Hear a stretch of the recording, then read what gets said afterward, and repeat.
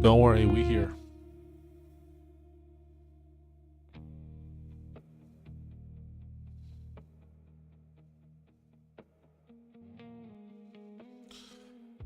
Welcome to the Sunday stream.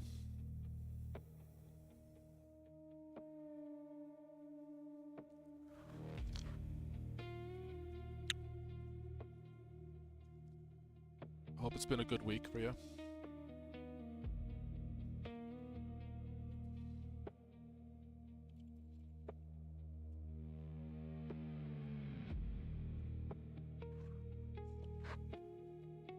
Give me a moment and we'll get her going.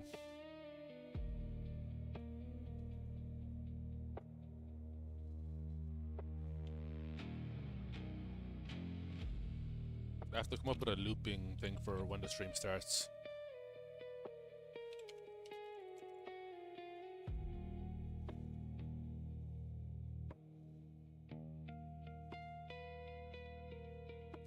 I don't really want to use someone else's video. You know what I mean?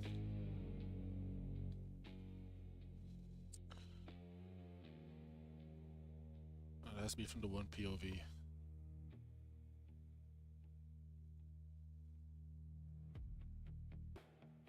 Oh, I don't like any of these at all.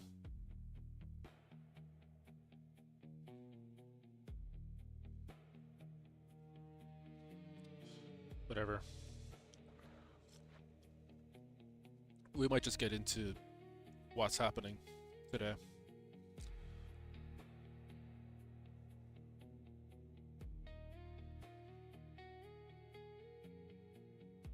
This will have to do for now. A little bit of a PewDiePie meme, but whatever.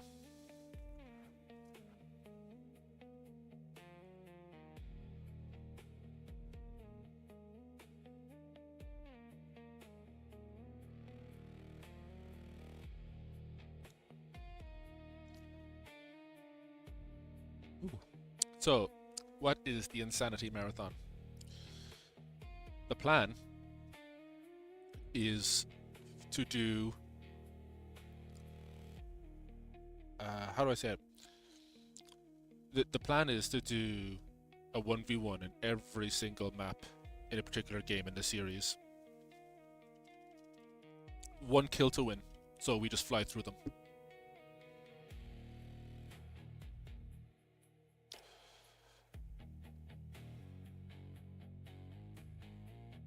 So today we're gonna go with Saren. It's going to be every map in Halo 1 in CE, Combat Evolved.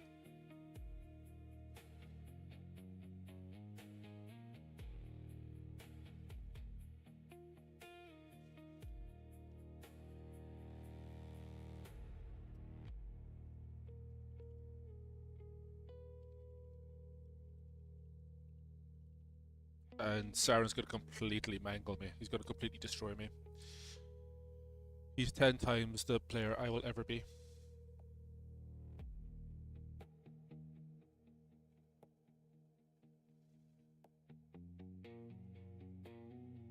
But that's okay. We're gonna make it fun.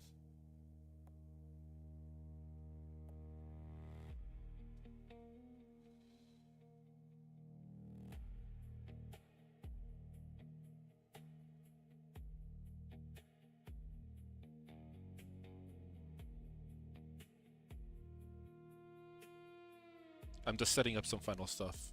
We're pretty much there.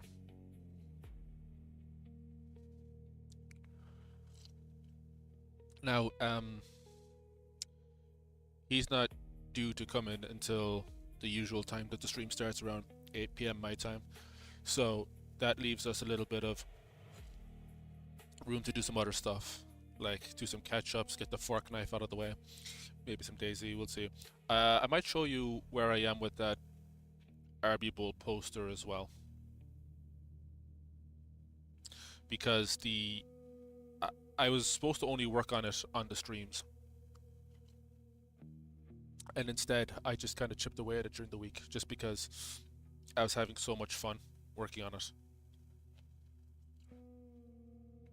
I was honestly I wasn't expecting to take in or get back into the groove of it as much as I did, because it's been so long since I've worked on it. It's been at least,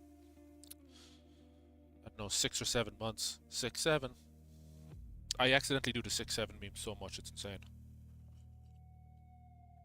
But I have been having a hard time getting back into writing and editing content, and I know that I'm very behind when it comes to things like the Guide to Machinima.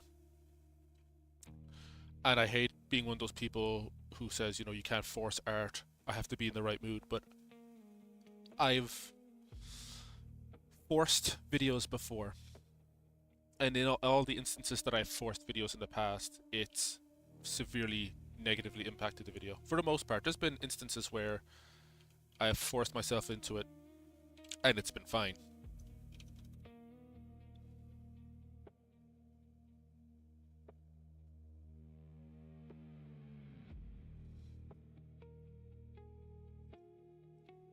By and large, it's been very negative though, and I needed to kind of ease my way back into the creative ebb and flow of things,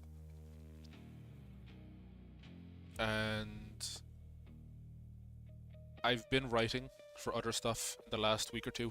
I've had to write for other IRL stuff. I thought that would bring me back into the flow, but it hasn't quite done that.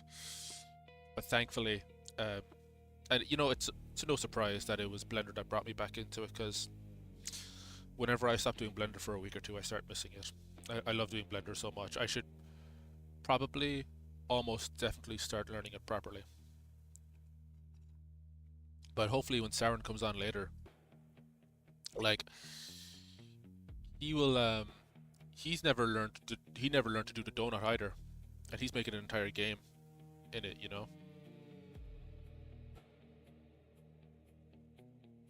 Some people are just naturally switched on, I guess.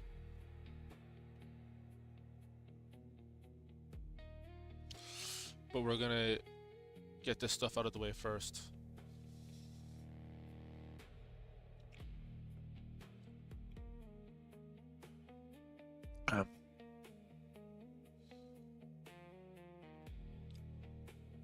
So I might just finish the poster or wait until I hit a wall with it, because sometimes I'll work on something and I'll get to a certain point with it where I'll say, oh, do you know what?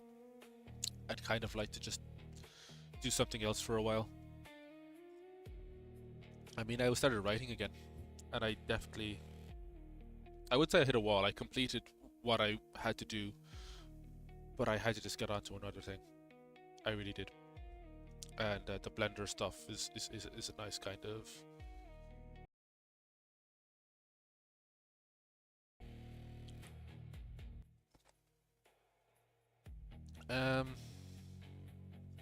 once the poster is done, because there's really only another, if I gave it every day, that poster is going to be done in a week. Now I'm going to be gone for some, it might not even be done. But I'll say that after that I have a video to edit. It's a long video, but it's not a complex video necessarily. It's for the channel. It's not a big surprise video, but I don't want to talk about it until it's out. That's well on its way. I've been working on that for a few months, but it's one of those deep dive videos where you have to just update it as things go on. So it's not a video that I could have completed a month ago or 5 months ago. I'm at a good point where that video can be completed now. But like with anything else, I just have to get my ass in gear and stop dragging my heels on it.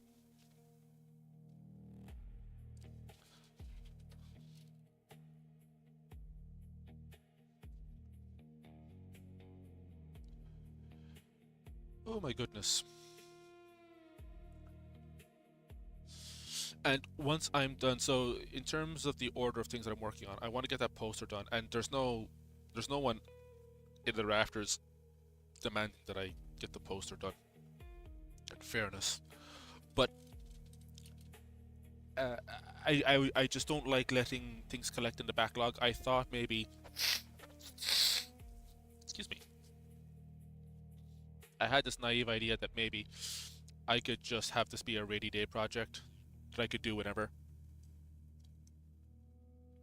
and that I could not have to worry about it too much, and I could just do it whenever I had time.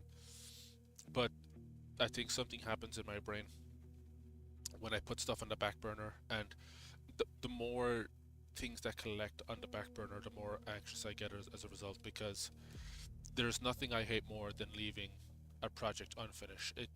It completely demoralizes me. It ruins my mind. Um, and what I do now is I watch a lot of Adam Savage's videos. I don't tune into the live streams, but I just listen to him talk about stuff because he has a really nice and clear way of talking about, you know, working on projects, navigating the industry, and all that kind of thing. Like, and I don't know if anyone ever asked him about it, but his workshop is chock-a-block full of stuff that he is never going to finish, ever. And I was, you know, I wonder if anyone ever asked him about that. If not, I'd like to do it. But if I was him and I was, you know, if my workshop was filled with projects that are never going to get finished, I don't think I could sleep with that. That would keep me up at night. But he's also a very curious guy, and he always wants to work on something new. So that's not,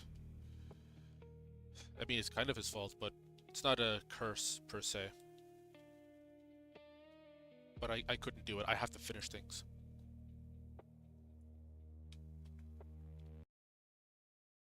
Momentum to move into a new project is completing another. Now, that's not saying that I can only work on one project at a time. I can work on multiple. I'm usually working on multiple. I'm almost always working on multiple. But I don't like taking more onto my plate until I've completed what I've already done. The amount of unfinished projects that I have would, or even unaired projects, but whenever I finish something, I usually try to get it out there. Unlike other people. Looking at you, Flick. So it's very important to me to get stuff out of the way as soon as possible. And not just be holding on to stuff. We have a stream planned, I believe, later in the summer or toward the end of the year. That's going to chiefly be about my unlisted videos and stuff that I haven't shared. Some of it might be early drafts of stuff. It might not be, but it'll give you a good insight into just how much stuff I work on and how much stuff I don't share. And it's frustrating, man. It's really frustrating because all you want to do at the end of the day is to get people's eyes on stuff that you make. I should also say at this time, if you watched the trivia night, thank you so much. Thank you for watching that, because so much work went into that and the feedback has just been terrific.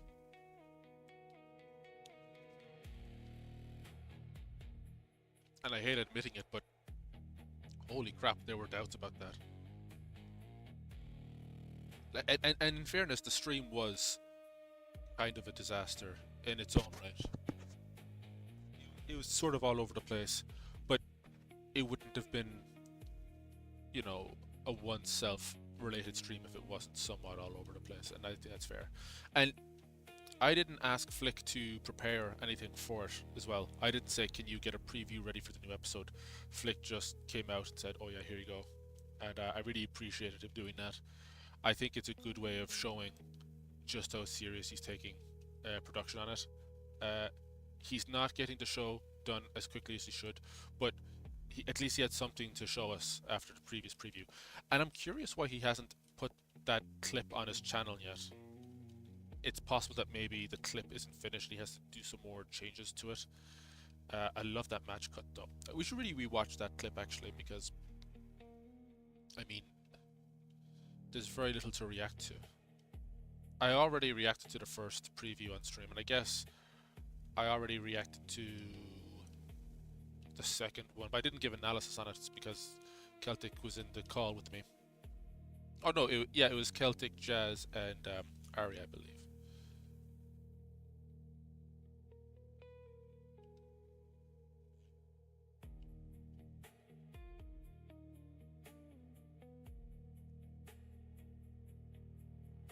Oh Christ.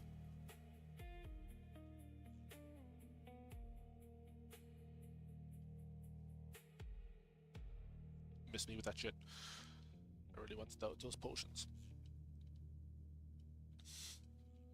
So maybe we'll look at those deep dive clips. Or not the deep dive clips, but the previews of the new episode and break them down a little bit. I won't be presenting any information that isn't already, I guess, publicly out there. Although I don't think anyone would even want me to spoil the episodes. I can say one thing with 100% certainty, and Flick wouldn't mind me saying this, I don't think, but the best parts of the new episode you haven't seen yet, and they are like, yeah, they're done as well. Shit.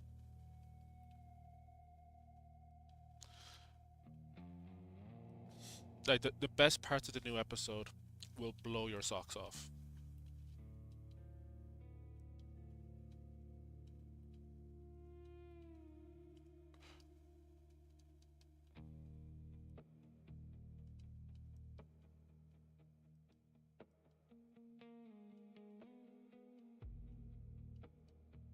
But yeah, we have no there's no new Morgan content, unfortunately. There's no new Power content. Power deserves a rest, I think. Not a long rest, but you know, he's been fairly good with getting stuff out there.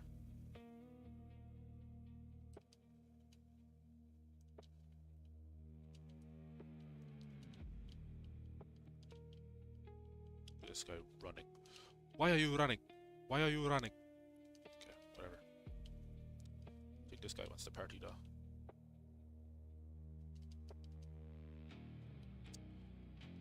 Oh.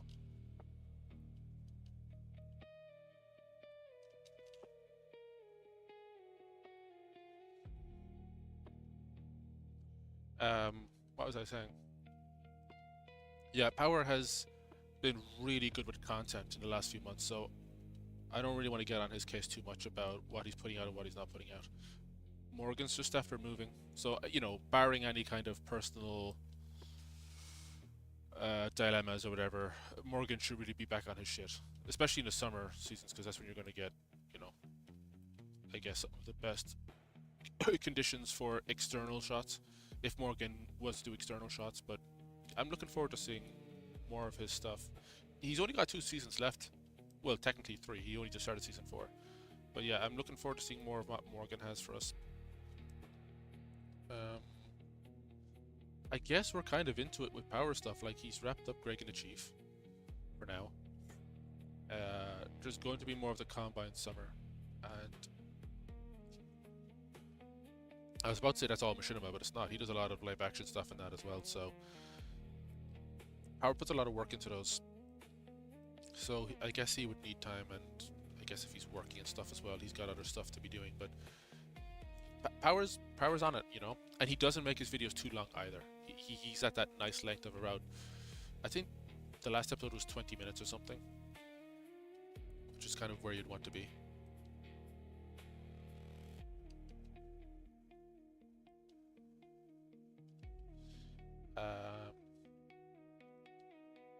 But the thing is with Morgan, I was gonna say, unlike the others, you don't know when he's gonna upload, but you don't know when any of them are gonna upload really. You'll just see a premiere appear out of nowhere.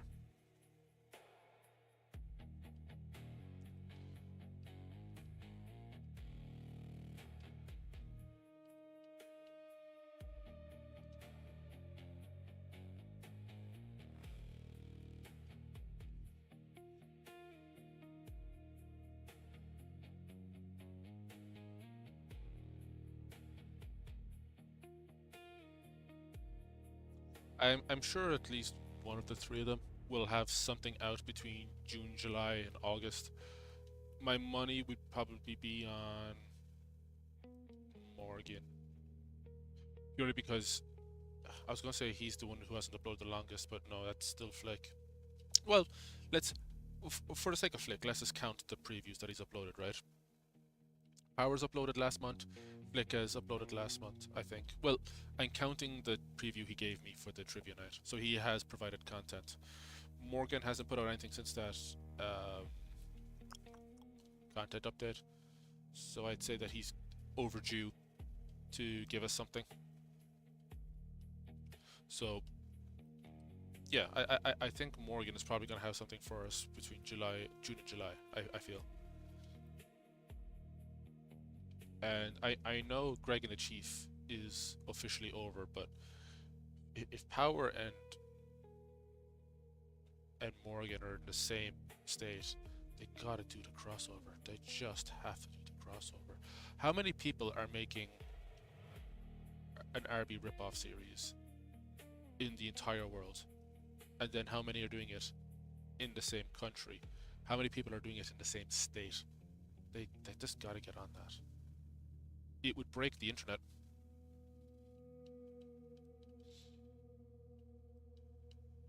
Obviously, I can't force it, and also it's also just not going to happen as well. But Morgan met Beam at was it Halo Fest or something? What conditions do we need to make to have Power and Morgan meet? Do I have to go over there and facilitate the meeting?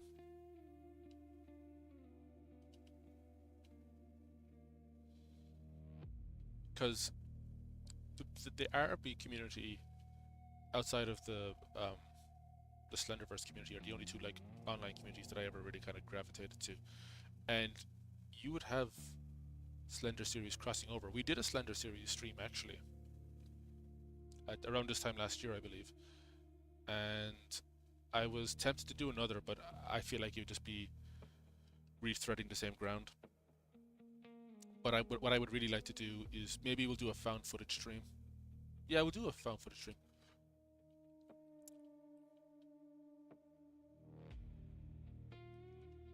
Ah, I had to jump on him and everything.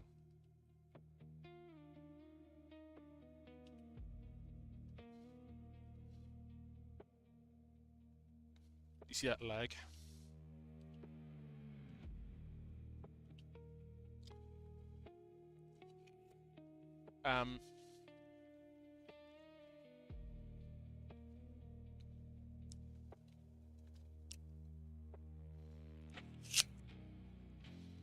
I mean, they tried doing there's people who did Machinima series that crossed over as well,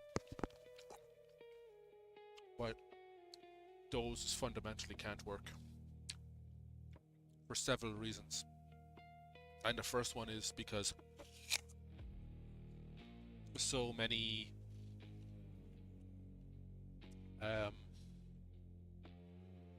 there's a lot of egos. I guess there was in the Machinima community or in the Slenderverse community as well, but so many Machinima series have people that just want to be in charge of everything. And I know that Cam and D27 tried it at one stage, but the problem is they thought that both of their stories could coexist in the same universe, and they were more enamored with the idea of doing like a cinematic universe. And anyone who's ever done a cinematic universe in Machinima has failed. Not to any fault of their own, it's a lovely idea, but the problem is that when it comes to cinematic universes, they have to be heavily curated. You have to know what the rules are, and when you change the rules, you have to make sure that it applies to all of the projects underneath that banner, or you have to really not care about the rules and make sure the people consuming your content don't care about the rules either.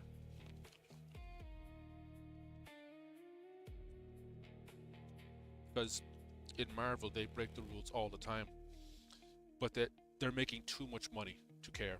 And it's the same thing for the fans. The fans would pretend to care, they don't really care.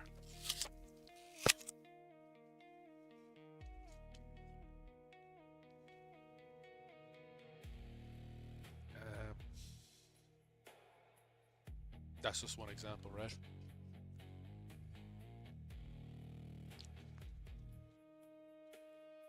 So yeah, D27 Cam, we're doing like a cinematic universe thing, but the problem is like this is where I think what happened with the Slenderverse community as well, where Everyman Hybrid was doing crossover with Tribe 12. Like the two biggest series, Marble Hornets never did crossovers, but so you would have them doing it, right? And they're both being haunted by the same entity. And the problem is if they're being haunted by the exact same character, like both of them have the exact same antagonist, that means neither one of them can kill it, because if they kill a character, if they're being killed by if they're being stalked by the exact same character,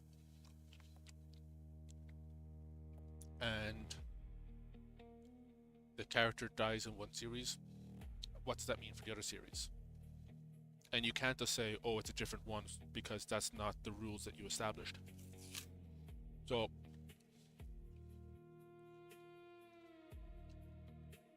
Cam's series and Cam being Moonlight Ninja and D27's series were very ill-defined about where they were in the Halo universe. They don't even need to be in the Halo universe. But they didn't plan out the series, and they didn't...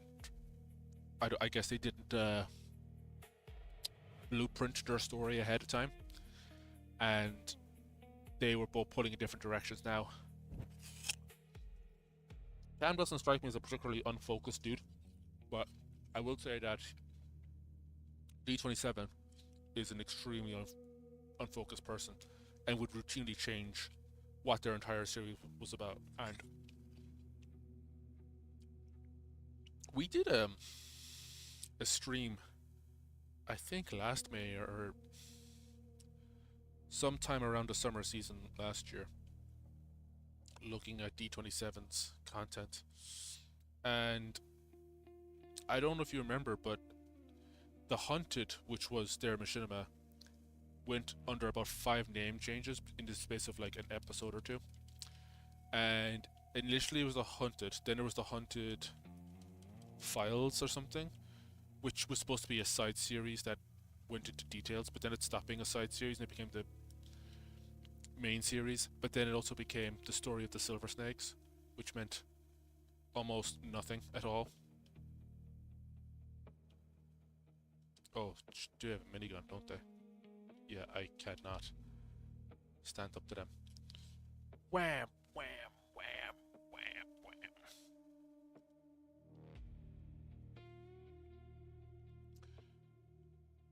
But so D27 was constantly making a new series, and then I recruited D27 to be a part of Retold because they were making machinima, right?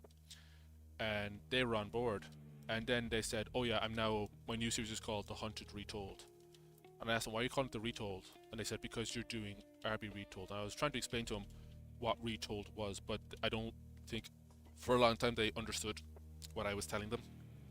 Like, it's not a part of the main RB series, it's a bunch of fans recreating the episodes. So then D27 was saying, you know, oh, I'm recreating the episodes. But it's their own series, so it's like making fan content of your own content. It doesn't make sense. And the problem with D27 is you couldn't correct them on anything. I wouldn't say correct them, but you couldn't confront them on anything, because then it's just saying, oh, I'm sorry, I'll leave you alone now. So whenever they were like saying something that didn't make sense and you pointed it out, they'd think, oh, you were saying, oh, you're just a bad person. And no, I love talking to D27, but they just didn't understand a lot of things. But The Hunted was fun to watch. Like, Flick had a lot of fun watching it. I remember watching his reactions, and I hope he continues with Morgan's series as well. I really do.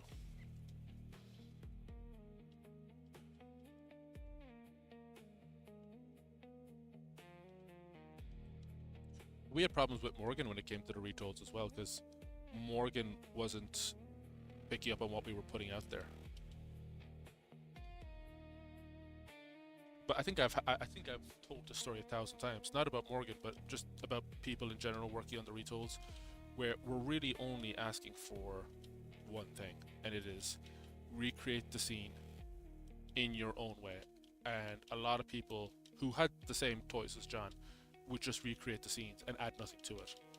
And we'd say, okay, can you try and add something to it? And they said they would get stuck on the wordage of, but you said recreate the scene. I would say, yeah, but add something. They said they just wouldn't understand what that meant, so they thought, okay, so I'll just change the scene.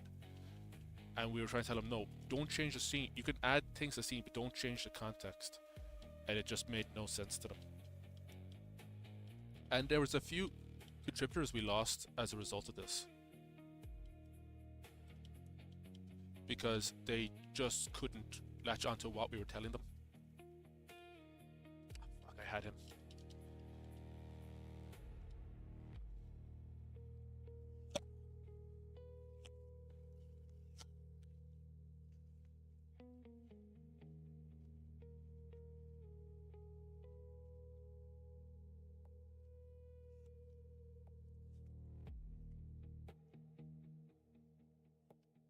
I don't know how many of my retold folders I still have, but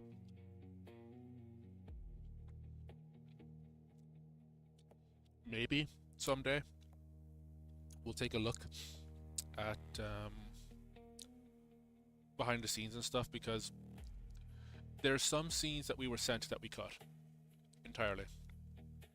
But I also told all the people who had sent scenes that we had to cut down or completely remove, that they were allowed to upload them on their own time, you know, as an extended cut. And that's good incentive for people watching the retolds to go off and explore the content of the contributors. But like I said, there's people on the retolds that would mess around and really just be generally disrespectful to everybody else. Like, they would get a deadline, they would miss the deadline, not get in touch to say, sorry, can I get more time? But like, when me and Blizz were running Retold, we would say to people, we would give people a heads up saying, you know, just so you know, your deadline is due in 3 days. Or no, we'd start at a week, then we'd say 3 days. And if we didn't hear anything at 3 days, we would reach out again on 2 days. It would say, look, it's tomorrow. And if people were not responsive during that window, then they wouldn't really get any grace on that. And a handful of people would miss their deadlines by a huge margin. And once you told them, listen, I think we would tell them, listen, you've missed your window, we have to move on. They would wait until then to say, oh, sorry, I'm almost done the scene. And as someone running Retold, what can you do with that information? There's very little you can do for them, because they had all the time in the world to get back to you, and they just never did it. And that's a hard thing to do, because you don't know if they're done or not, and you would say, oh, just show me what you have, and they'll say, oh, I don't show you until it's done. But then you have no assurances for if they're going to hand in anything on time. And it baffles me just how many people had no empathy for that.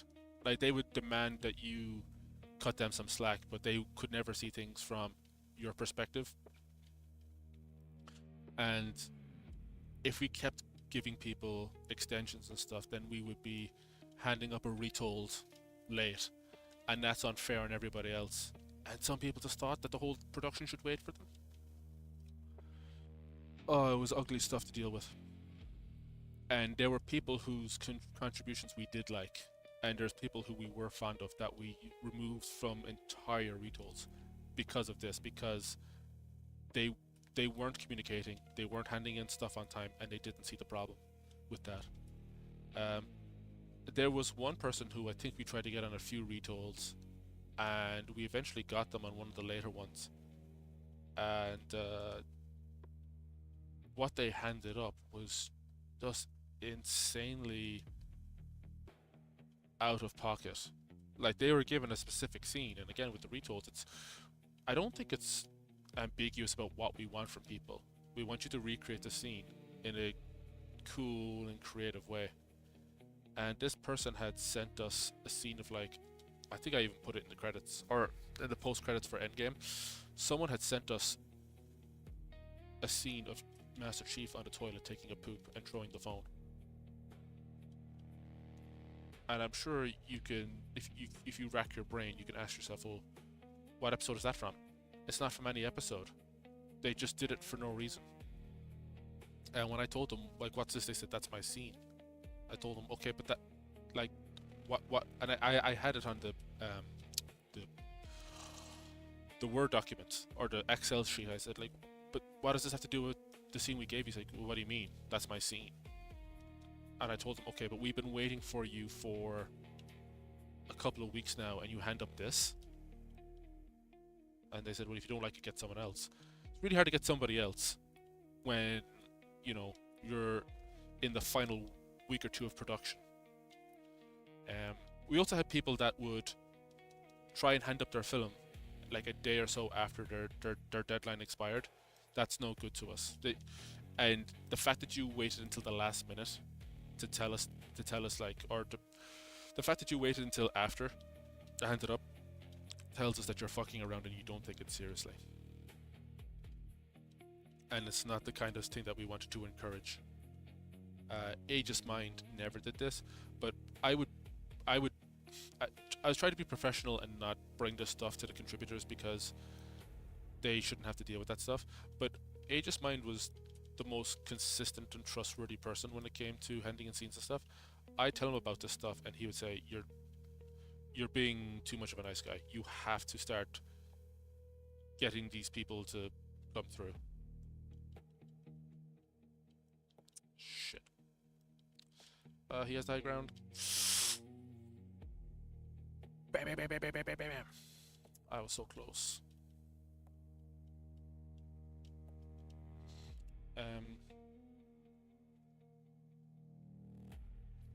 Yeah, Aegis, had some tough talks with me saying, you have to stop cutting them some slack, you have to start being the bad cop. And he was completely right. Or even, with the actual stuff like Marrow, God bless him, but the guy would go on tangents with some of his scenes. And I was on one of the last retolls, if it was either retold 5 or 6. I told him, you have to start following the brief more. And he'd say, okay, I'll just do a direct recreation, so. And I tell him, that's not what we want. We're not asking you just to recreate the entire scene. We just want you to follow the screenplay as close as you can. And he thought that meant never work on a retold again, which is not what we said. I'm not trying to bully people off the series. We're just trying to keep, because you remember with the, what scene was it? I think it was Retold 3, the movie, when Chief goes to LA, and you can see that, oh god, it was such a headache. Someone had did that scene with the car driving around LA, and the scene goes on and on and on and on, and I had said to the guys, can you chop that down a little bit? And he said, no, that's all crucial stuff. Or that's the joke, it goes on for too long. Probably the worst part about the retolls is that there's a lot of, especially people who weren't regularly making content, they had no self-authoring mechanism where they couldn't see outside their mind, and if they were, especially people who were inserting their own in-jokes, that was one of the worst things. But people who thought a joke was funny in their head wouldn't play it for somebody else, or wouldn't get any feedback about, is this actually funny or is it only funny to me? So they would never get that feedback until I was looking at it, and I would say to them, this isn't necessarily funny. I'm not trying to critique their sense of humor, but I'm trying to tell them, relative to the source material, this makes no sense, and it's just going to confuse people. And a couple of people, not too many people, would get defensive and say, but I want this. This is going in. And some people would get the rules for the retolls and deliberately push against them. And if they were told, can you remove this for me? Can you separate the audio? They would deliberately not send, like, because you had to, when you were sending in scenes to Retold, you would have to separate your music from the scene, because I have to smoothly transition between scenes, and some people deliberately wanted to hold Retold hostage and create a circumstance where it was almost impossible to use their scenes, and try to weave this narrative that I was trying to, like, hurt their scenes by editing over them or changing their scenes without telling them. I would only ever do this if people were stepping on the rules and not adhering to them. And that happened a few times. And there's certain people who appeared in early retolds who didn't appear in later ones because they thought it was a good idea to shit test the people running retold. And that's not exclusive to like 3 and stuff onwards. That happened on retold 1 and 2 as well. They thought they could take over retold and make it their project, and at the end of the day, only one person can export retold and put out the final cut, you know?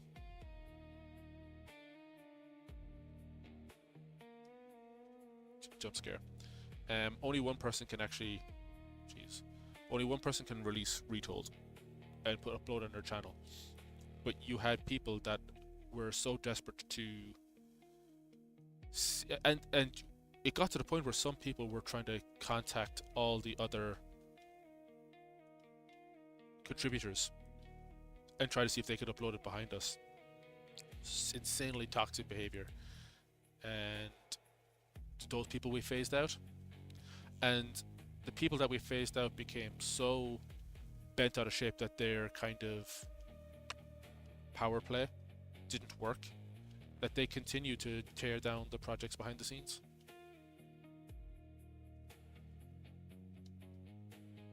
It's so disappointing to see it happen, because it's a project that is not meant for me. It's meant for everyone. And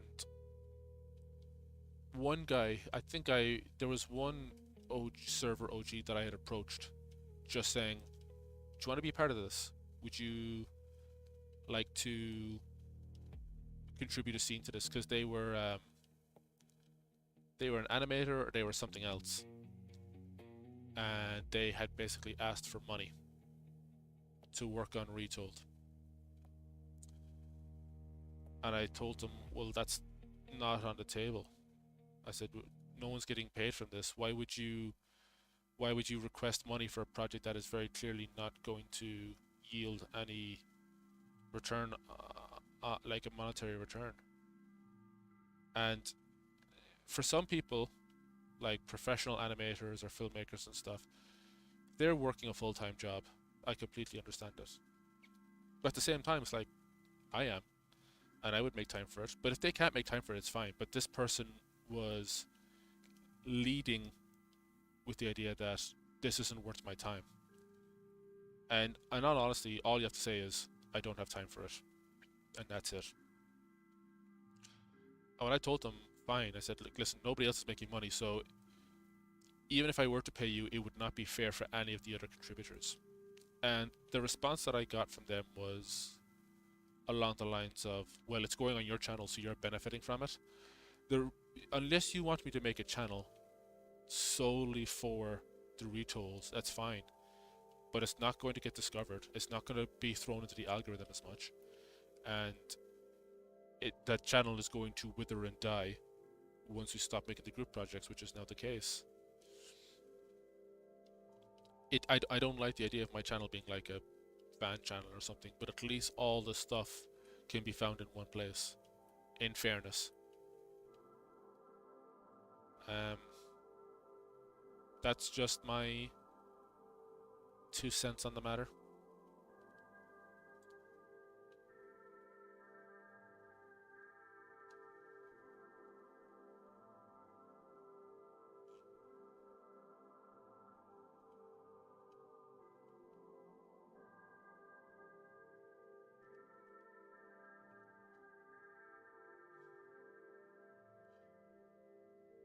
Oops, wrong account. Hey, Celtic.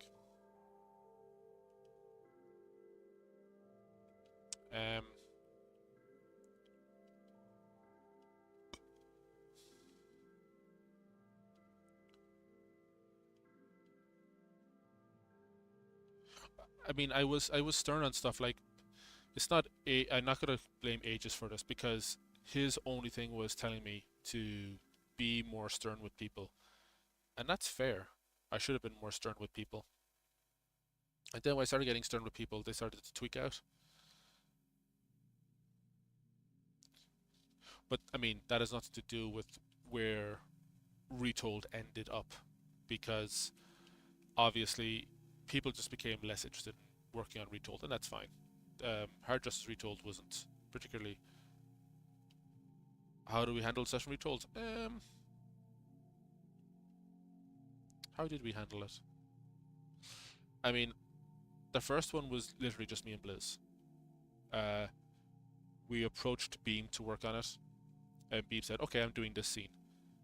And we had said to him, "Well, hang on." Like Beam wanted to do some scene from season 4 or something, and we told him, "Yeah, but we're only doing the first half of season 1." And Beam thought we were just doing a bunch of random scenes from the show, and I told him, he said, and he thought that would be a better idea, which is obviously incorrect. And I told Beam, "Okay, but we're not doing it. This is what we're doing." He says, "Well, I'm just going to do the scene I want to do." I told him, "Fine then. You're not in Retold." He said, "Yeah, well, it doesn't seem like a very good idea anyway." And sure enough, we did Retold. It got the response that it got, and the next thing we hear from Beam is, "Okay, so when are we doing the next one?" He suddenly decides that he wants to not only be part of it, but take over the whole thing as well. And at the time, I was. Oh, does this person have a project present for me? All right. But yeah, so Beam wanted to take over the whole thing, and because I was in the final stages of getting my degree, I just said to Blizz, like, can I hand it over to you, so one person who knows how to run the retolds can do it, and then you can just show Beam the ropes. And the thing is because like Blizz doesn't make videos or doesn't like edit or anything, Blizz didn't have a lot of knowledge about like putting together the final cut or whatever. That's not Blizz's fault. That's just the nature of it. Um, so Beam just kind of took over the whole thing, and the thing that upset me about how Beam handled it was that Beam's first thing was deciding, like I think me and Blizz had at least put together that Excel spreadsheet, the one where all the seeds would be delegated. I don't know if we did. I go through this stuff on stream with Maro. I have to go back and check because I did 2 retold streams. I don't know if we ever talked about the behind the scenes stuff because it would make for a good stream. But uh, for the most part, or I think we had. I think we had all of season 1 mapped out before the first retold came out because we had to do season 1 and 2 in 2 halves, and I think we would have just done the Word or the Excel spreadsheet in one go rather than just doing it piece by piece. So I'm 90% sure that the Excel spreadsheet that covered all of season the allocation of scenes and the breakdown of scenes for all of season 1 was done together because I think we probably assumed that we would just get all of season 1 done in one go, and when that no longer became the case, we just broke it in half, and it was actually a pretty smooth breaking in half as well. But when Beam came into it, Beam's first thing was, "Okay, I'm getting this scene." It's like it'd be like if like there's a whole thing now about Pokemon cards and how it's all like microeconomy, and you have that whole problem with scalpers and shops and stuff where they hoard the cards for themselves and trying to sell them online or resell them or whatever. Um, oh shit. Um, it would be like if you worked at Walmart and a drop had just come in and you were the store manager and you abused that position to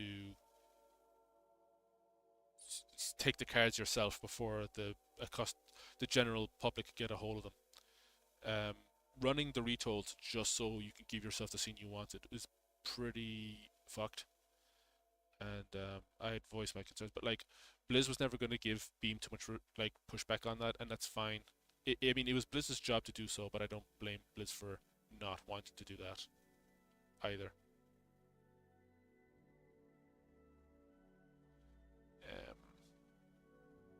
Because like Blizz didn't want trouble, so that's entirely fair.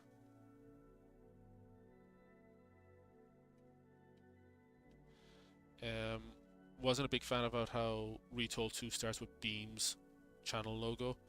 Seems to go very much against like. And when I confronted him on it, he said, "Well, you put your logo at the start of the first Retold," and I didn't. It was the one for the RB Discord because it was about the fans, not about me. If it was about me, I would have said Derelictcountry Productions. But like, whenever people put productions at the start of a channel, it's usually cringe.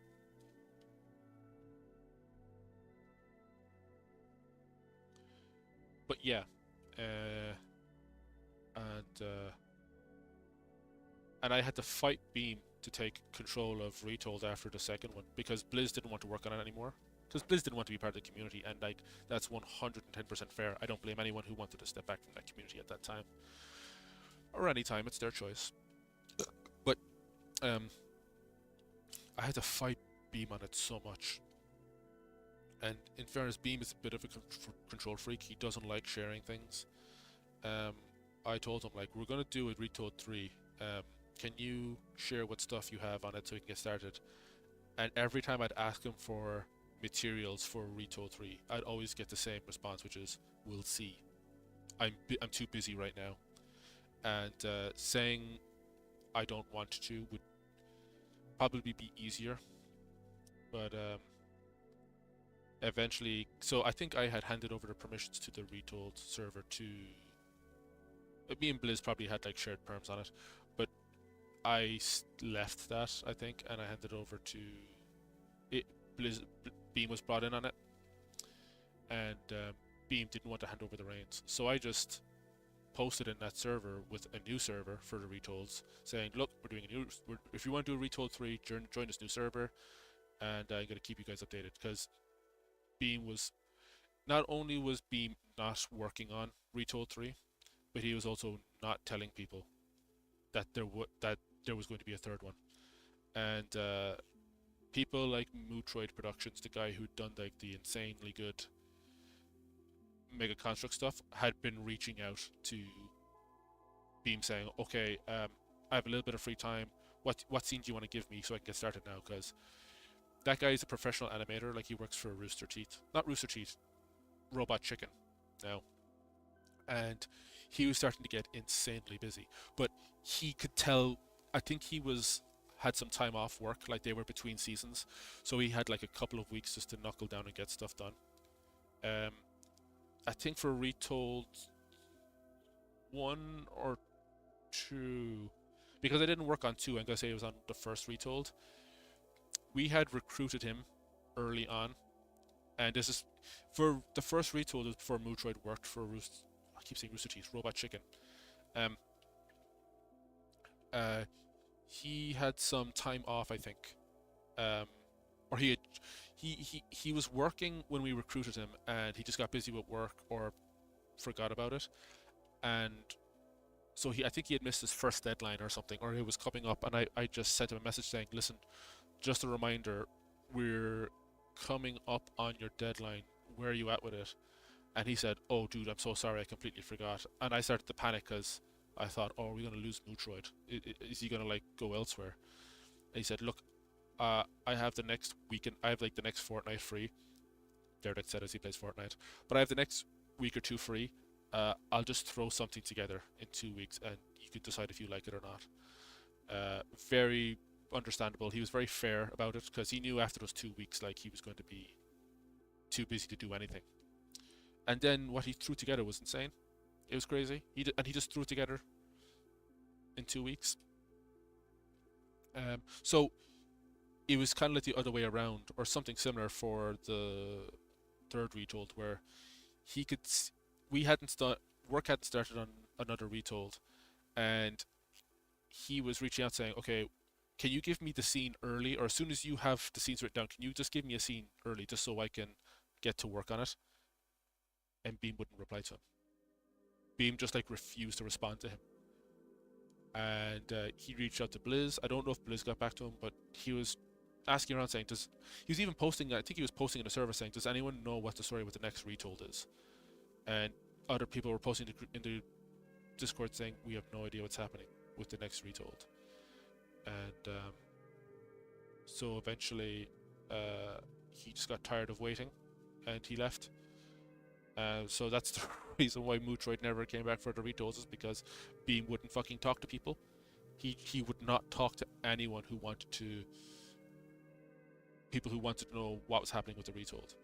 And we probably lost a few other people with that as well.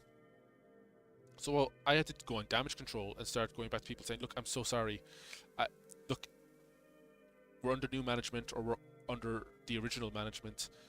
I'd love to have you on it." And some people felt kind of burned by the stuff with the start of Retold 3, and they just couldn't come back. Some people were just like Mootroid. He was either felt burned or he just wasn't available. But he said, like, it's no longer. I'm no longer around to do it. Sorry, I'm too busy. But that shit was unfortunate. So Retold 3 was off to a rocky start, and there was no Blizz in the picture at the time.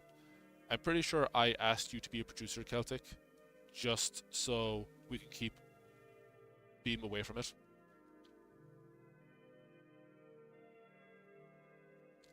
I wonder if I'm going to die in this.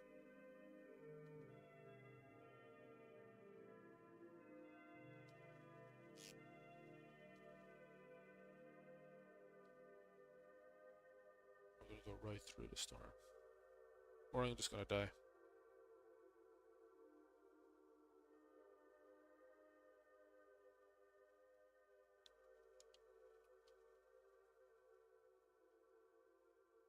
Oh, damn. But like that's the case now with the original RB server, where same kind of changing of hands between me, Blizz, and it landed in Beam's hands, and Beam has no desire to hand it over, even though he doesn't want to do any work on the server, which is his choice. It's just disappointing because he doesn't want to do any work on the server, but he doesn't want to hand it over to anyone else either.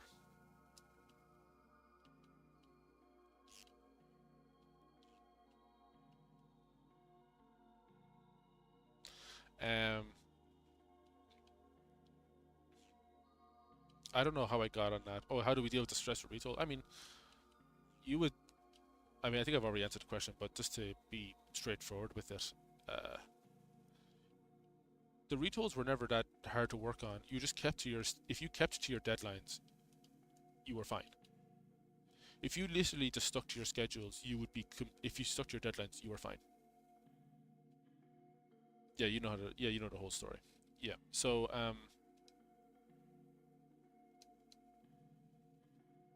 I mean, I don't have any regrets.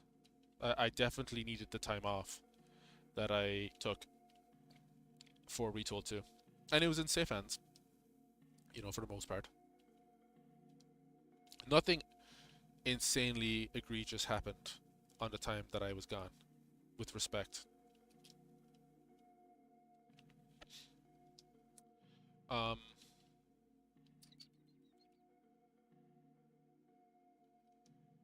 I mean, I really, really do miss working on the retolds.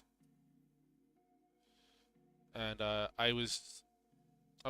think I was watching some of the retolds during the week, and the streams or the premieres of the retolds were obviously lovely, and it was so nice being in a VC with people talking about the retolds, and you know, we would have, after they premiered, we would have a VC that would go late into the evening, and we'd chat about it. Sometimes, like, I think the summer retold always came out at the end of May, and then the winter one came out on Christmas Eve, and it was considerably hard to stay on a VC with people who were in Europe, because they would be later in the evening and they would go into, you know, the early hours of Christmas Day. So understandably, they probably wouldn't be around to chat as much.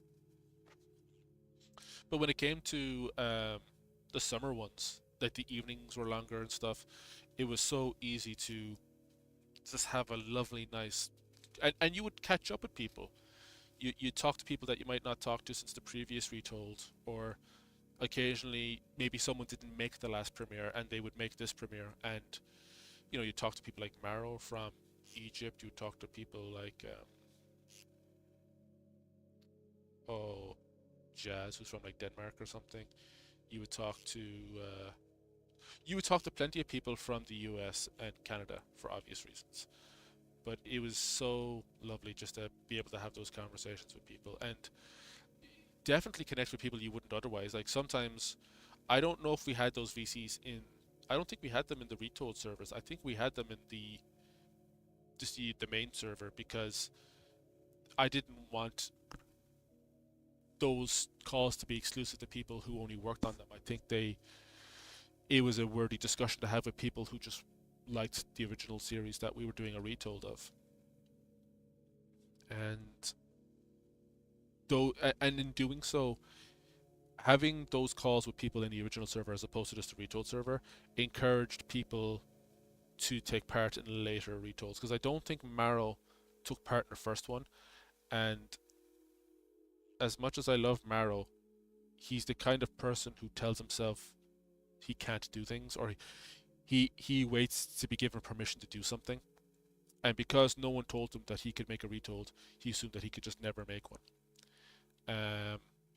So when we had the VCs with him, he does this a lot of like, I wish I could have fun sometimes. I would love to get Xbox. I just don't know if I could play it. He said, I wish I could make a retold, and we told him, then make a retold scene. Like he'd say, I wish I could do a retold sometime, and we said, then do a retold. And he goes, oh, but I'm not quite sure how I would do it. You just get a camera and you hit record. And it's bittersweet that we had to end it with Hard Justice retold, because with the exception of, I think, retold 5 or 6 or whatever, like if once Maro stopped doing the tangents in his scenes were getting better and better every time. And I mean, he has a YouTube channel, but he's been talking about making content for like the last 8 years and just never started on it. But Maro is well able to make content if he just stopped overthinking it. I'm not trying to make it about Maro, I'm just saying that Maro, as far as I remember, didn't do the first retold, and he only started doing them after he saw how accessible it was for other people who might not have otherwise had a background in content creation. And you're in here, Celtic. You the content that you've made for retold, like you've been making content longer than I have. Well, you've been making Machinima longer, at least. I would love to check my oldest YouTube channels and see if yours is older than them. Yours probably is older, but the point I'm making is that the content that you make for retold bears almost no resemblance to the content you made originally. Because you made old school Halo 3 Machinima, and everything you made for the retolds were pretty animated. There was no Machinima as we understand the term in it. And outside of was it oneself, I think the retolds were a good way for you to try new things with your animation and see more immediate results of that, because nowadays you have to wait a minimum. I mean, you have to wait a few years for a new episode of oneself.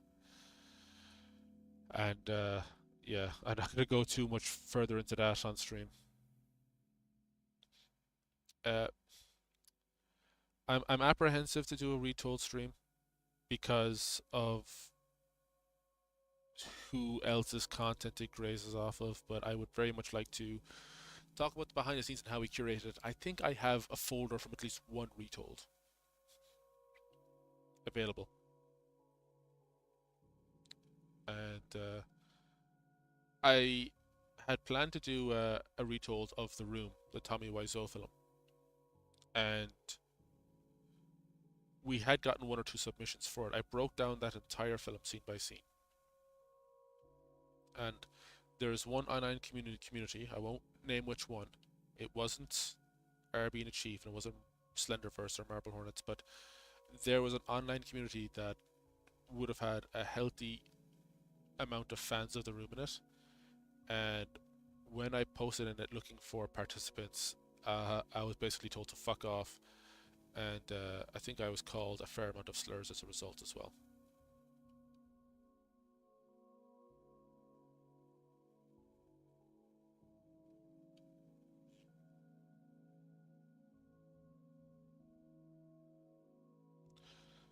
Um,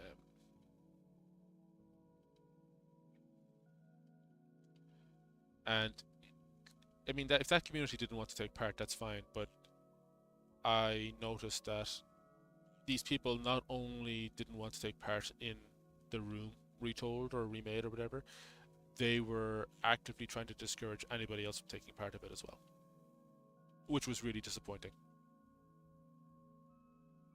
I need some lights on this.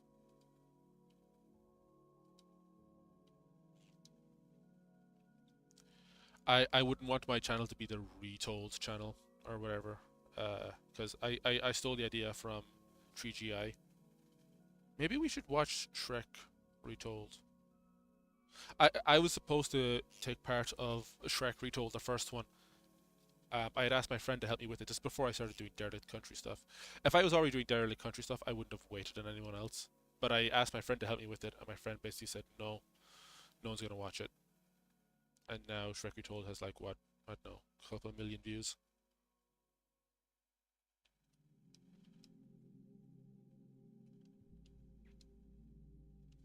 And I've always kind of felt bad about that because it does seem like a video that, like, why would you not want to take part of that? It looks so fun.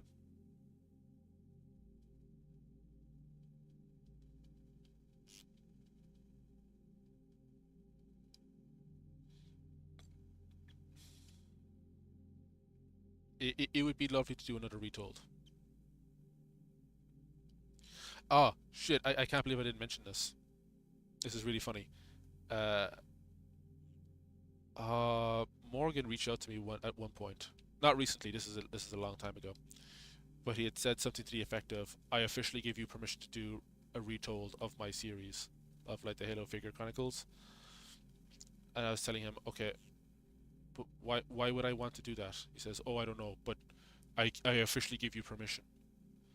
I don't necessarily remember getting permission to make the previous retolds, you know. I'm fairly certain that if certain someone had their way, they would not want me making any of those. But it was funny that Morgan thought that, like, he also, you know, had told Flick that I was banned from watching his content, which definitely stopped me. I definitely never watched the show after that, you know. Uh, but we are where we are.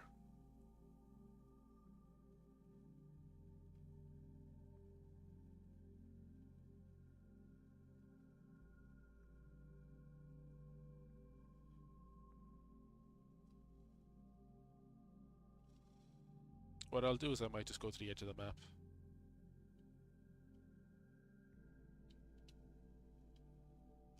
See what's at the edge of the world.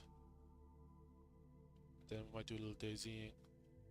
We're gonna push on till 8 because Saren isn't due to come around until 8. And I don't know if I think I mentioned, but what the Insanity Marathon is basically just 1v1s, one kill to win in every map in the game. And we see who's the best human to ever live. I'm gonna get my ass kicked, but hopefully it'll make for good viewing.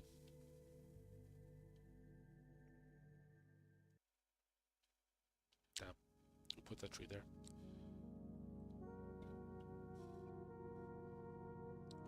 there. We did that one self-retold thing for the cold open. I really like that sketch. I don't think it's the best cold open, but it is considerably funny, I believe.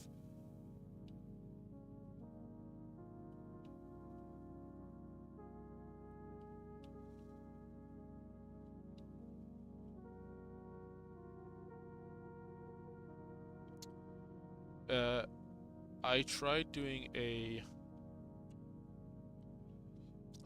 We tried doing retolds of the Bionicle films, and mask posting shut that down so fast.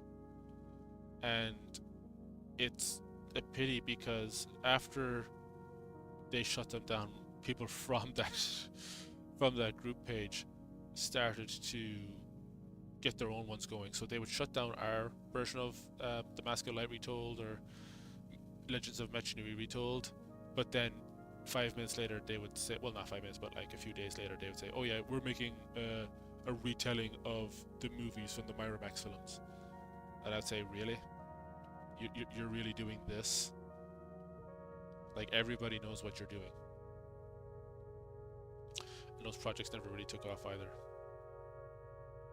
Not to be spiteful, but like, I think if you go into a project like that with the wrong energy, you should only expect for people to not want to cooperate.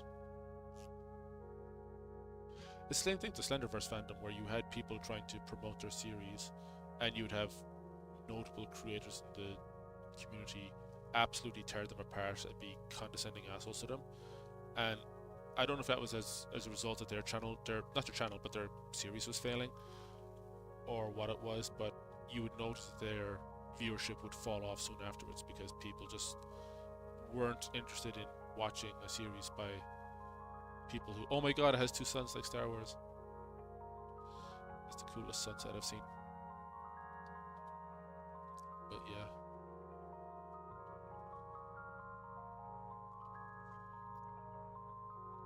So I'll put together a found footage series. I'm kind of scraping the bottom of the barrel when it comes to stream ideas. Like, I can't just be doing Fortnite and what was it? DayZ forever. But I'm trying to find new ways of making the same content, I guess.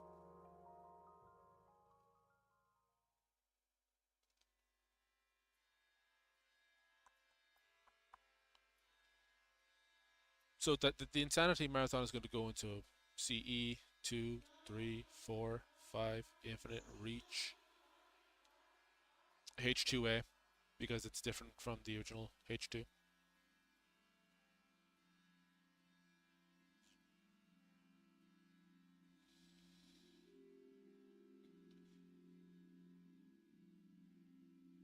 Couldn't you do part 2 of all your current stream ideas?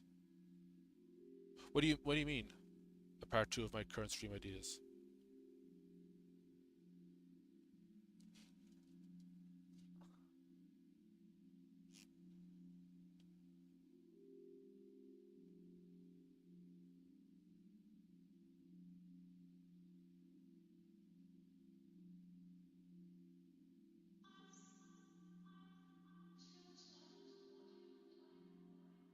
Easy now.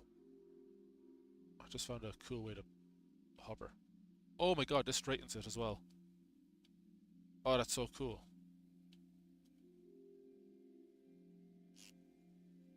Ooh, ooh, ooh, ooh. Like, after you exhaust all your current ideas, start the year, make each one a continuous prior ideas. I guess I'll do that with some of them. For ideas that I know that are surefire ideas, but there's some ideas where I think they just run their course. And I like the idea of not running out of ideas, but like scraping an idea for all it's worth and just not revisiting it, if that makes sense. What's an example of that? Oh, well, I think it's next week. No, there's the week after next. We're doing the Backrooms stream, right? I can only really do that once, and I'm happy that I can only do that once. What's another example? Oh, making things in May for Ashtar. Okay, we could do that next May. In fairness, we could. Um, the movie night, yeah. The movie night thing, I think I have another stream like that lined up, which is the Mocktober one. Um, The Insanity Marathon, we're just going to do all the midnight Halo games and that'll be over. Summer Solstice, that could be something we could do next year if it works. Because that's just going to be like I laugh, I lose thing. A Midsummer Night stream, like that's just about nothing. The Wii stream, maybe. But I don't like the idea of just rehashing the same old idea on and on and on and on and on and on. And on. How big does this map go?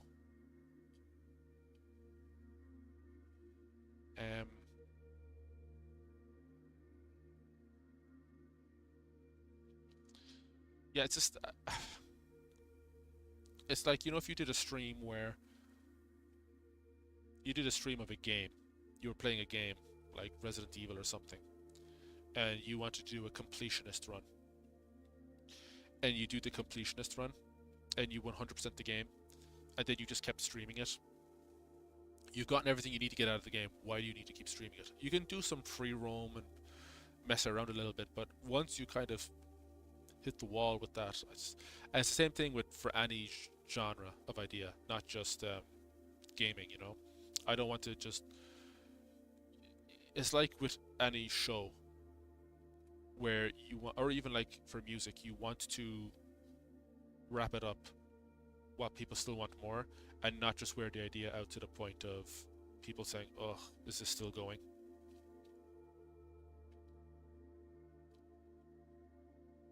Uh, for example, those Blender streams would really wear on people after a while. Um,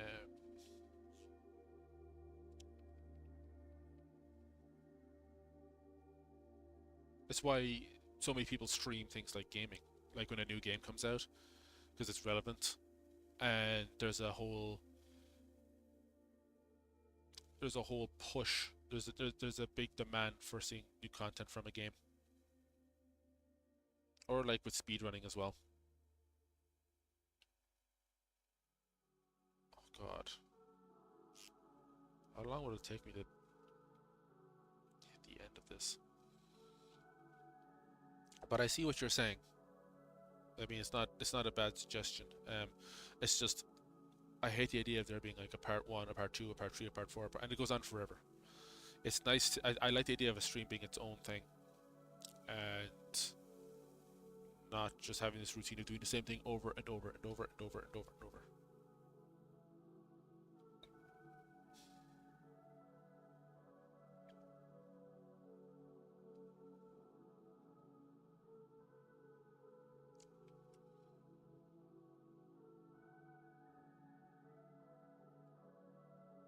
Wish there was a way to hold thing down.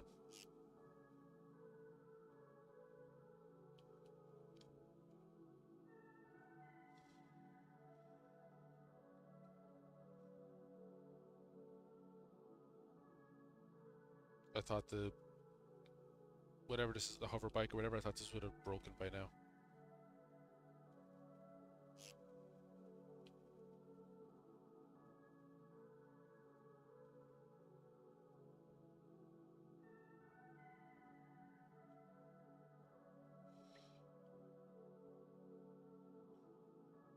See what's down here.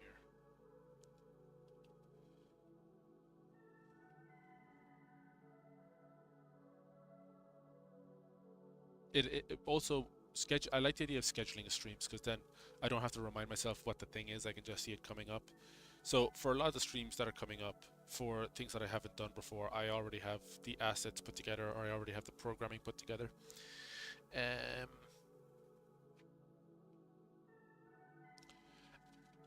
and already scheduling the stream after it allows me to make a safe bet about whether the stream doesn't work or not. Because if the stream really, really doesn't work, I already know what the next idea is.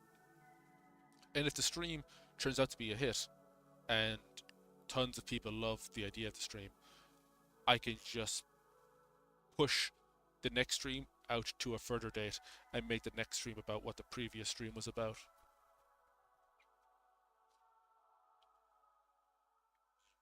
And in a lot of ways, it's nice that I'm a nobody and that I don't have a lot of people tuning in, because it gives me the freedom to try things that I want to try or experiment with things, which is cool.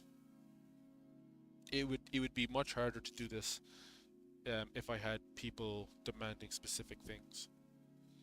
And I thought we were leaning in that direction when I started streaming the Animal Crossing stuff, because we had one or two people in here that really wanted to see a certain thing. And the last thing I'd want to do is get pigeonholed into making a certain kind of content, because when that happens, then I become a slave to the routine. I become a product of doing that kind of content forever. But again, then if it's making you money, then there's worse problems that you can have. Like, I'm also open to the idea that this is just a really stupid time slot that I do.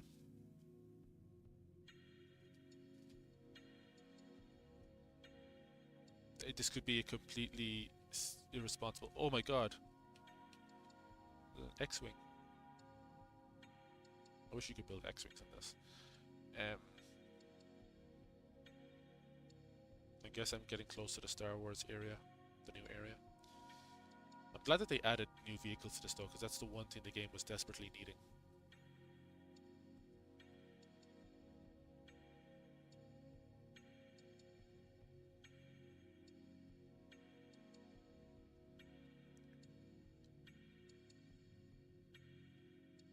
I mean, not that this is thrilling content, seeing me just drive across the ocean in one direction for 20 minutes.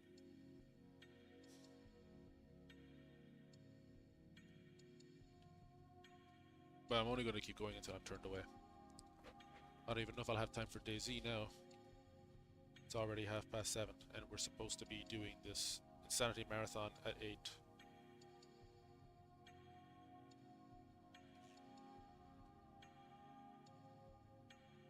Entering water. I love this Batman Beyond skin though. Kind of interesting that they, like, you can't see the mouth on this model. Like, there's no hole for the mouth, but they added it for the Legend of the Dark Knight game.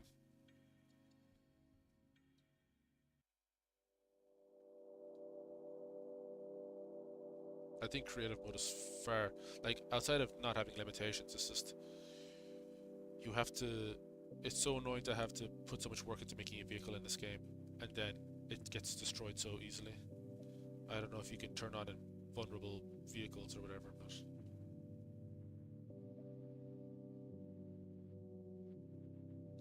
Is that a sheep? Beep, beep.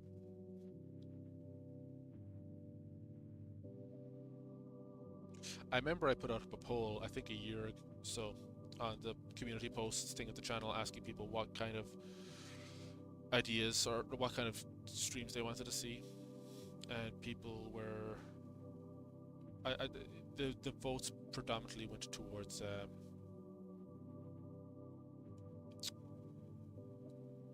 like machinima reactions, and I'm not...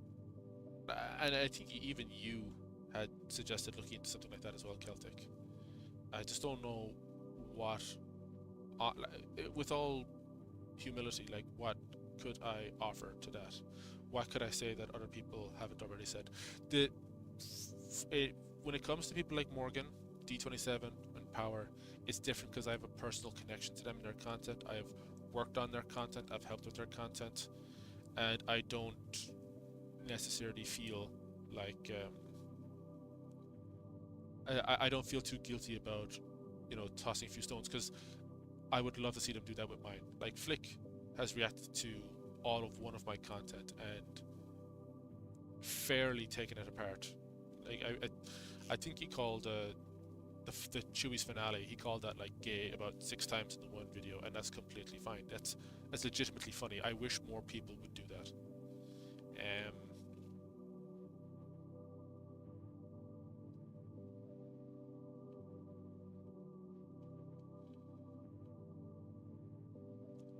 Because I like seeing people react to my stuff.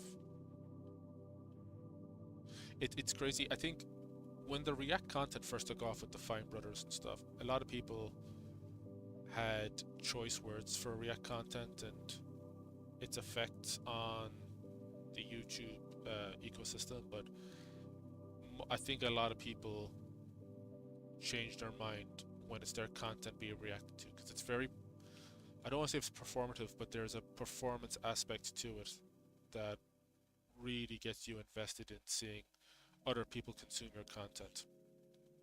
If you've ever performed on stage and stuff, it's very similar to that, where you get a high off seeing people, and some people get fairly people get their feathers ruffled when people react to their content and they don't like it, but it makes no difference to me. It really doesn't make any difference to me. If you, whether you like my content or hate it, I'm just glad that you watch it. And the reason I don't get too peeved about people giving harsh criticisms, like, if it's coming from the right place, then it's right. And there's nothing that I can say to kind of get away from that. Water. I imagine I'm just going to go off the edge of the map and I can just keep going and going. I always wonder if I should react to people's stuff, like that it helps get content to reach others. I just wonder if I'm not honest enough. Well, you have two choices there, because you're a very amicable guy and you're very polite, and I'm extremely honest, and I'm aware about how unapproachable I can appear by doing that. I'm very aware of the fact that I can make a bad first impression on people, but, and I'm not gonna make a cope and say it's for the content, but when you look at other people, like the most notable people online, you'll notice that they have a similar kind of Marmite effect on people, and because of that, oh wait, oh, invisible wall. Can I fly out of this? I can't even fly out of it. Well, that's how far we can go.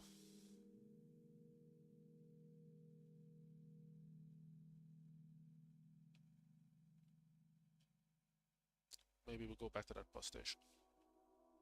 But if you want to react to people's stuff, do. I guess you just have to be very honest with the reality about how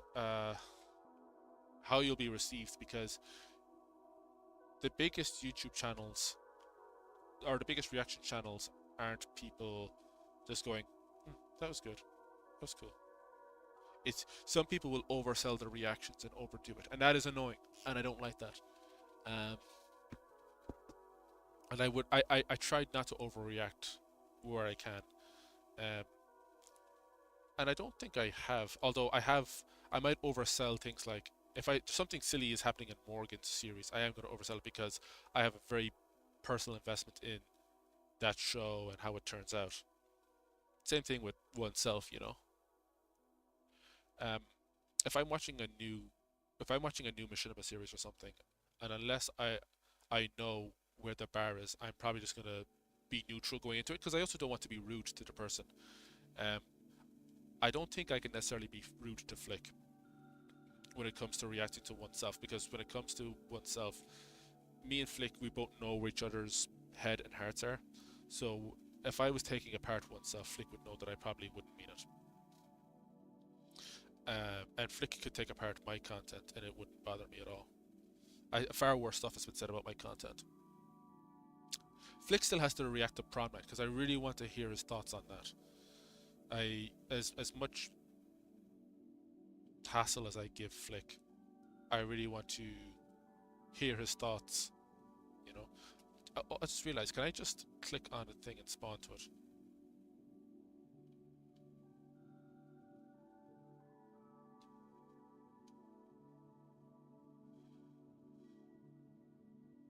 I thought...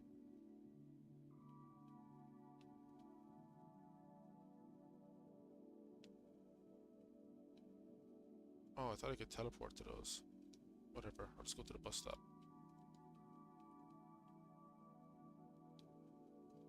Like, even if you're not into the content that Flick, well, no, I have to be careful with that. Um, I think the people that are into Flick's content are also interested in Flick's personality. I don't know if the people who are into my content are into my my personality and how I react to stuff. But um, when Flick is reacting to videos, be it Morgan's show, D27's, mine, he hasn't really reacted to anything else. But in saying that, um, when Flick is doing a reaction, half of the focus is the content, the other half is Flick's response to it, because Flick is a very entertaining guy. He's more entertaining than I am. Flick makes more entertaining content than I do, for sure. I don't say that to like belittle myself. I know where my strengths are, but Flick naturally has a entertaining component to his content and his personality. And I don't. Flick is such a unique case in that I don't think he has to oversell it or he has to fake anything to be interesting. And even if he does, even if he plays it up, it's still very charming to watch. So I feel like I've said this before in a stream, but where I can't be as entertaining as Flick is, I really want to react to Civil Discord, but more like a reaction that I recorded and released it later with commentary. Yeah, there's pros and cons to each. I think when it comes to doing live reactions on stream, those are cool because there's a conversation happening in the chat, and I like. So if I'm watching, especially if Morgan just releases a new episode, you can react to something in bulk, like what's an example?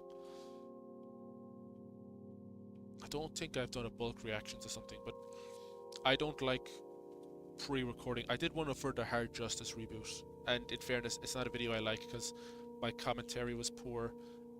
I didn't enjoy the video, and a lot of the comments I made were kind of low-hanging fruit. The only reason I did is because Flick demanded it.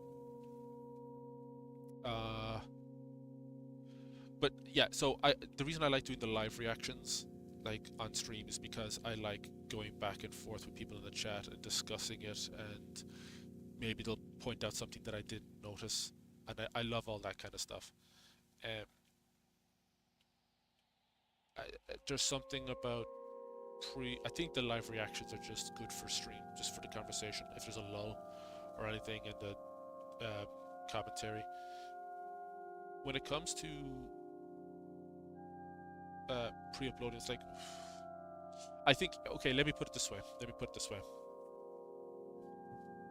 If I was engaged in a beef and there was some drama between me and another content creator and it was significant to the point where I would have to give a response. Now, I've been engaged in beefs before, and as a rule of thumb, I try not to give them too much of my time. Usually because they're not worth my time. Like, they're pretty boring attacks and stuff. But if someone had really pointed some serious stuff in my direction, and I had to clear the air, I wouldn't do a live reaction to it. I wouldn't do like a reaction video, but I would do a response where it would be like edited responses and stuff like that, just to like give it the severity or like the seriousness it would deserve, you know. But if it's a video about anything, now let's say someone made a video for me, like if someone did a Civil Discord retold or something, which no one should ever do. But if someone did a retold video for me, I would be caught between doing a live reaction for it and doing a recorded reaction, because if I had fans or someone who really wanted to see my response to something, yeah, I'd be inclined to like react to it live. But there's like with the RB retold videos, there's every chance that something could be stuck in the video that could get me in trouble. And well, I think that YouTube's like bots or whatever are pretty good at detecting adult content or not safe for work stuff. It can't catch everything. and whatever is caught, not caught with like like a uploaded video could be caught on a stream. Copyrighted music is a big, really good example of it. So one of the reasons why you know who didn't want to watch the retolds after a while is because of the use of copyrighted music. Copyrighted music is penalized so much harsher on live streams than it is on uploaded videos.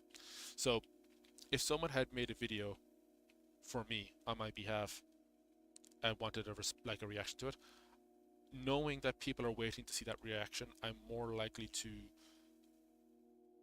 record the reaction privately and then upload it, and then I could make choices on editing out audio or just not having to worry about that because it's a pre-uploaded video as opposed to like a live streamed one.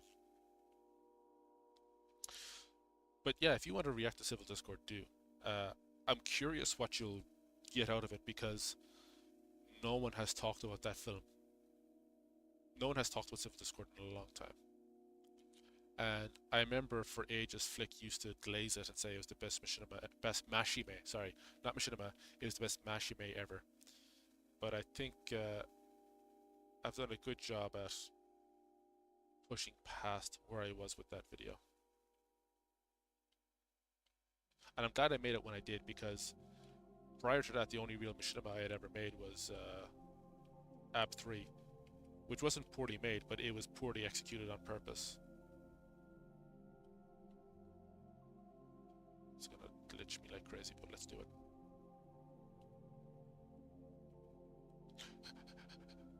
I don't want to go. Bang, bang, bang.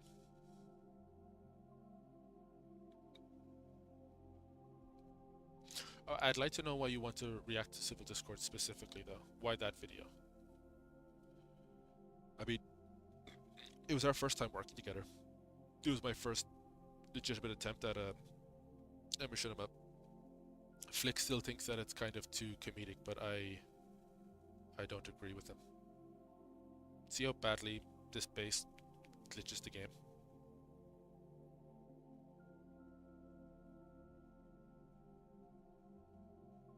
I just realized I left my hover bike behind as well. Okay.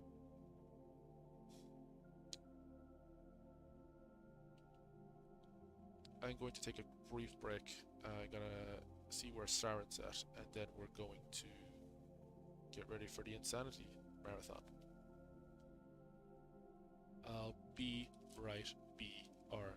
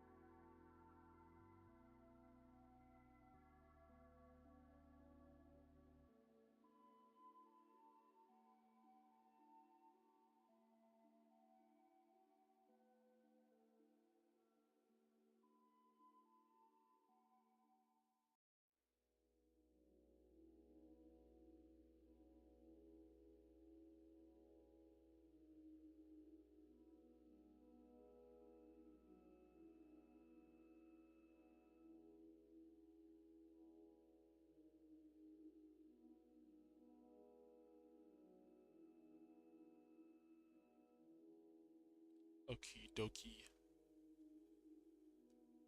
We'll boot up their matches.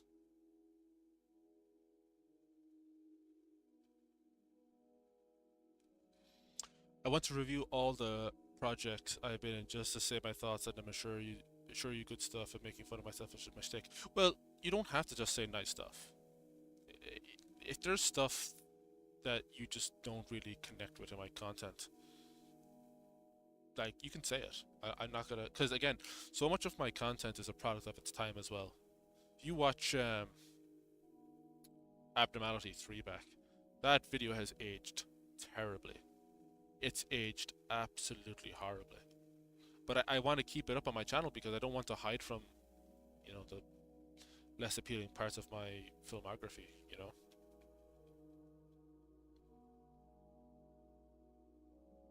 And the other thing is that Abnormality 3 is a offensive nightmare of a video, but it's also really funny. Like, it's the same thing with Prom Night. Prom Night is super offensive. It's also super hilarious. And I wish we could live in a world where those things could be mutually exclusive, but unfortunately that's not the world that we live in. Both of those videos are, like, my first mission and my most recent one, are both horrifically insensitive, but they're also some of my best videos. If I could have it any other way, I would. But I would like to see you review the stuff that you worked on. It makes me wish that it makes me wish that we collaborated on more stuff, because then it would just, I could give you an excuse to watch all of my stuff.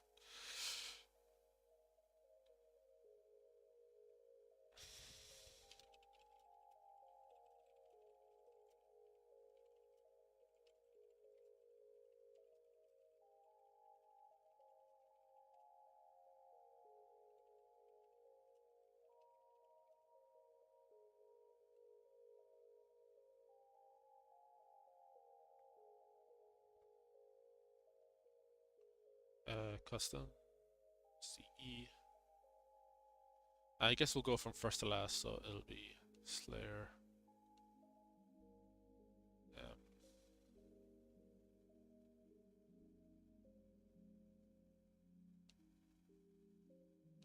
Score to win is like the lowest it should possibly be. I think it doesn't go below 5.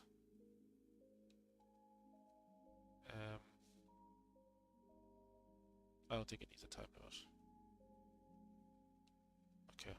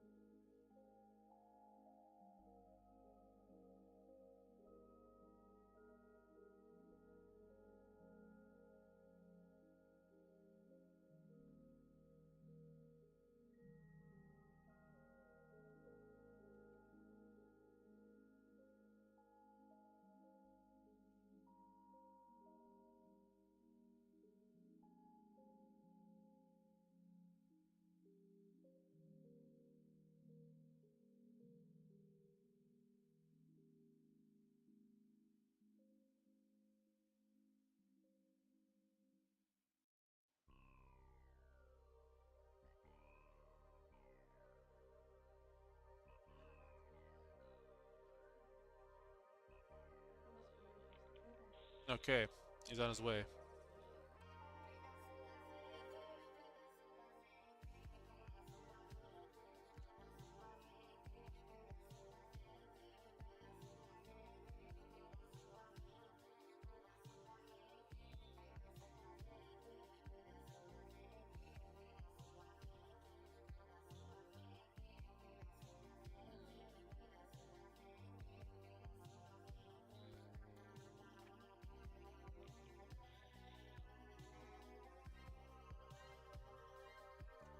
He's on his way. Don't worry.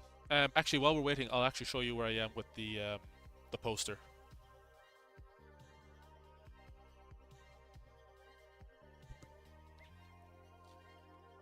Since we have a few minutes ago, I've done some test renders of it, but I'm not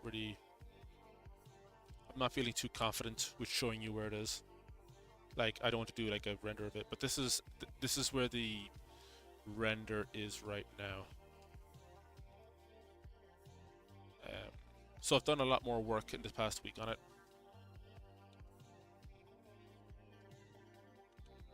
So you'll see I had for CJR over here, but for the purposes, like, I had the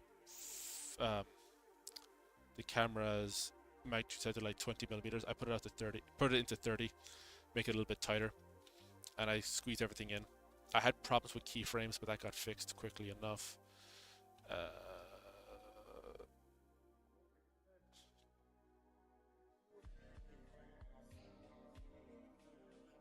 Sorry.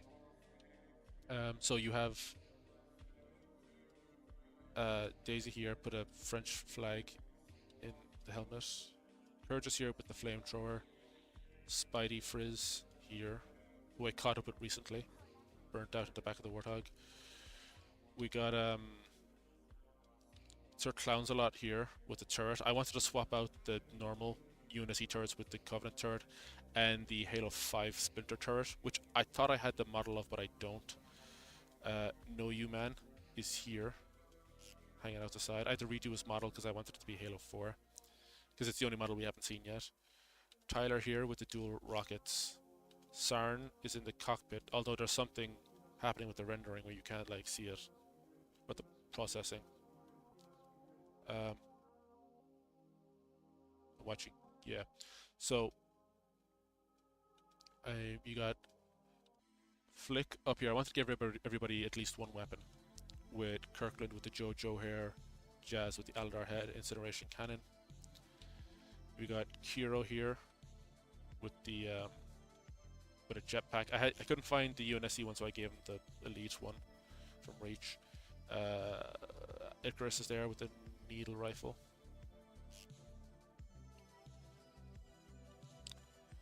And then with the grapple shot, you have Commando 414 and the Disruptor, I believe. Minty there with the Needler and the Goku hair, getting stabbed through by Sora, who has a Hydra. I have D27 holding the Magnum and Ravager. And then Best Girl with a little black cat and the Scrap Cannon, which I think is awesome.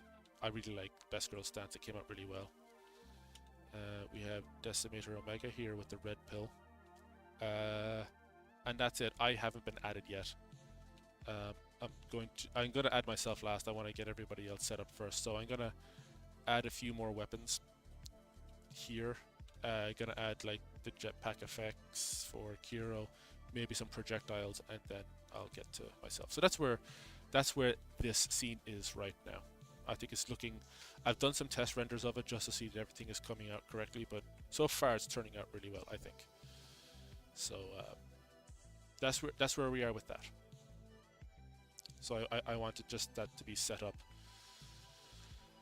before we went anywhere else.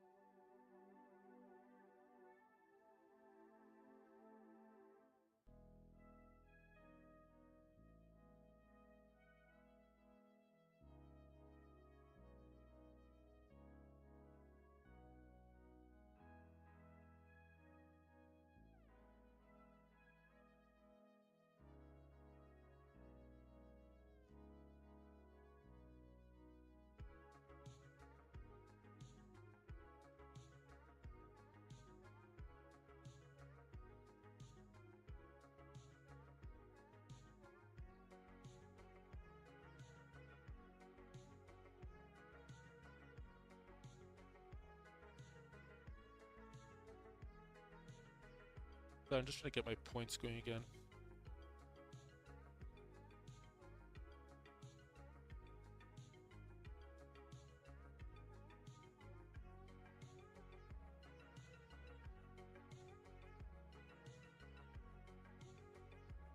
Takes a few moments for the blender thing to close. Really hoping it doesn't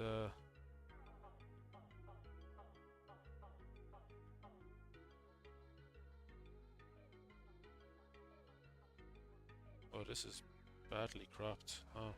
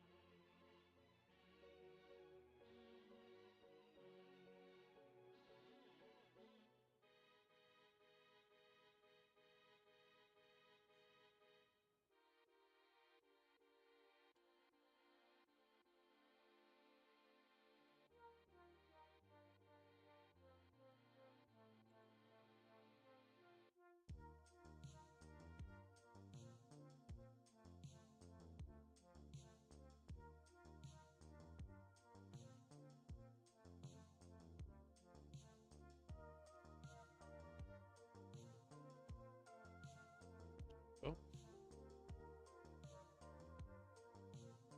Now we'll kind of put that where we had it before.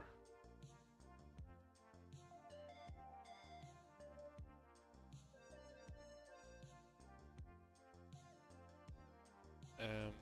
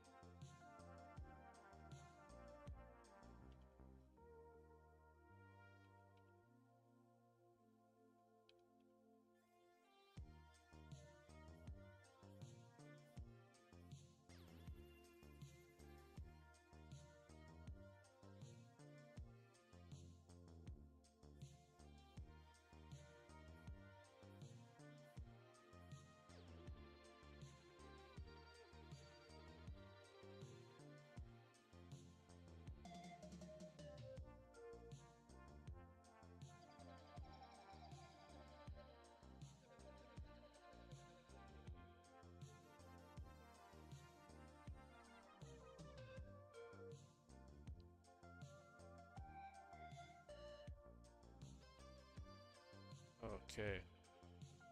Make that a little bit bigger. There we go. Okay, perfect. Okay, Nelson 9001.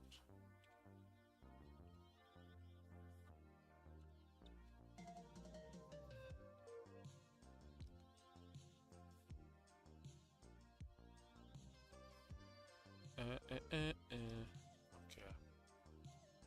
I might have to find someone.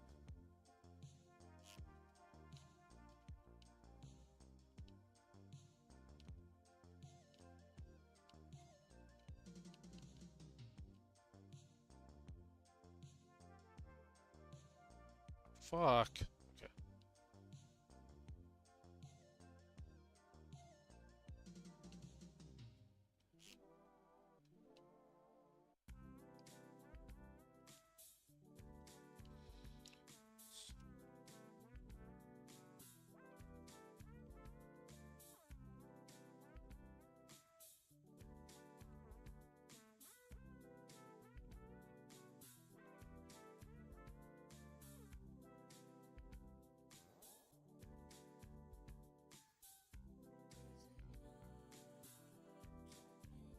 I think it's like 17 or 19 maps.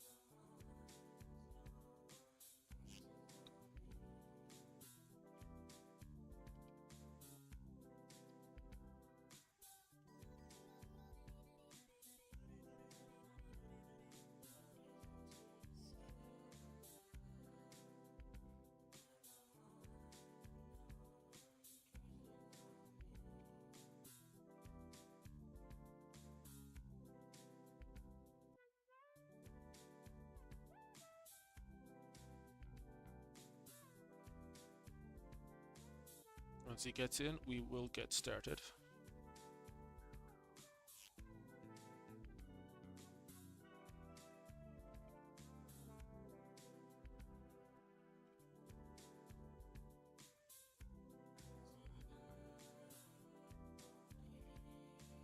I've already invited him, so should be here fairly soon.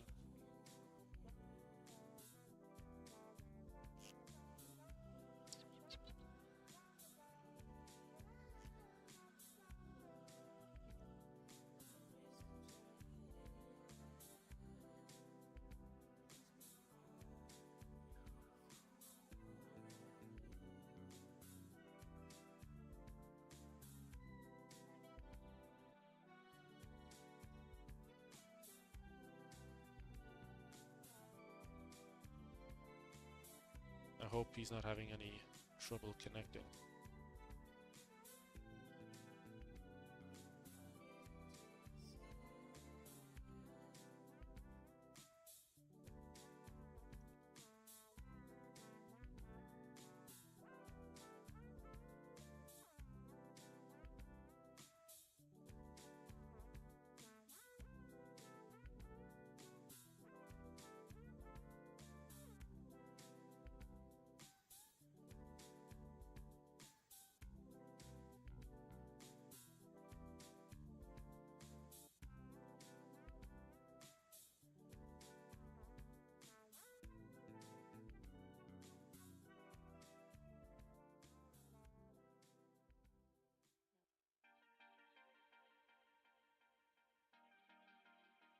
Trying to get some last minute promo in before we do this, since this is like the actual item of the stream.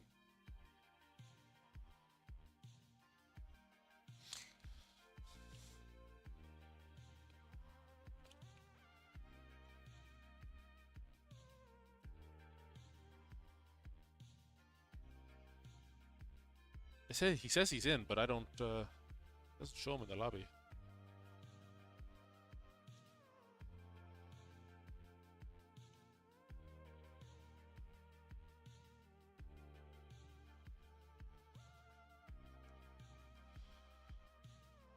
Kind of odd.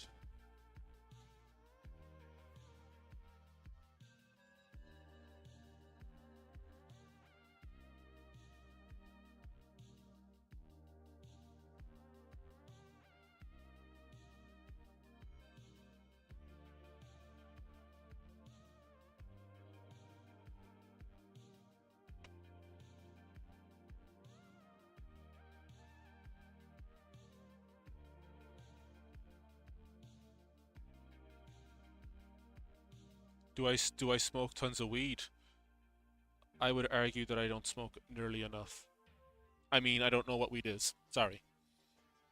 I gave the incorrect answer there. I don't know what weed is. I have no idea what you're talking about. I would never consume any illegal substances on this stream, and if you do that, you're a bad person. You should never do it.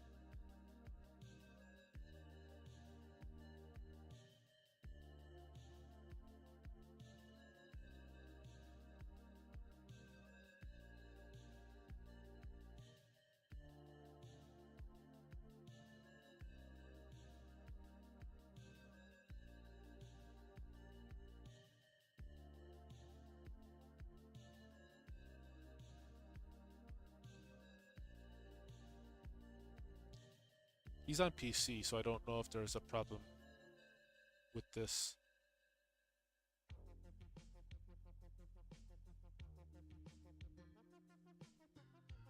I don't know if maybe I need to connect by PC to get in touch with him. Like to get him in the session.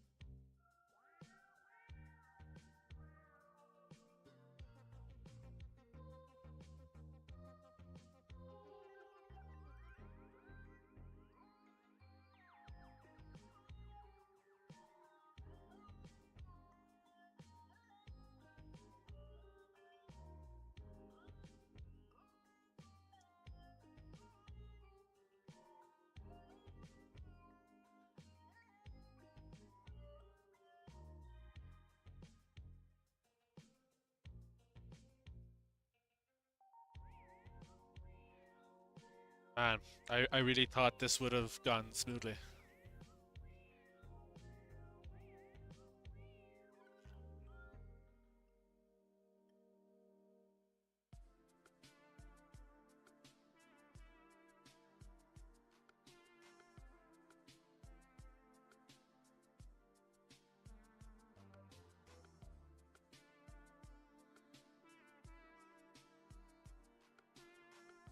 I have to toss out all the settings that I put together.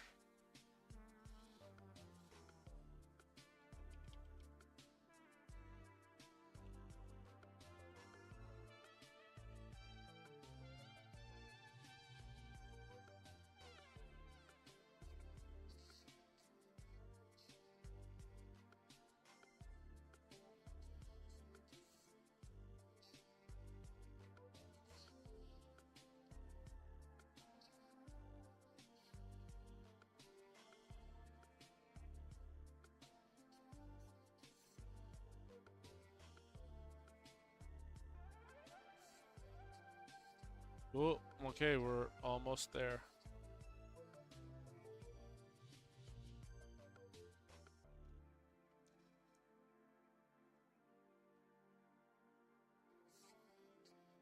Okay, we're about to start the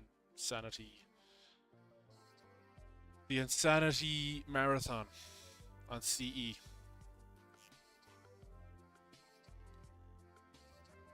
Let's get her done. Wish me luck.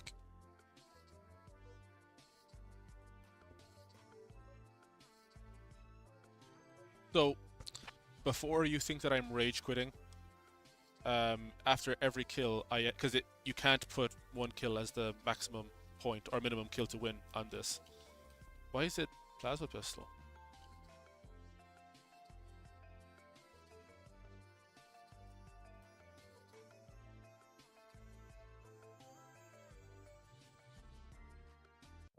Hey, it's Hey, the Mr. Derelict man. it is. How are you?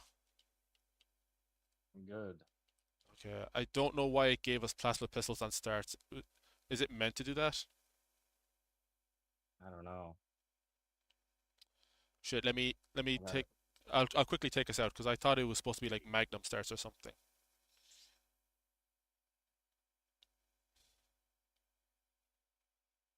How are things with you? good. Good, good.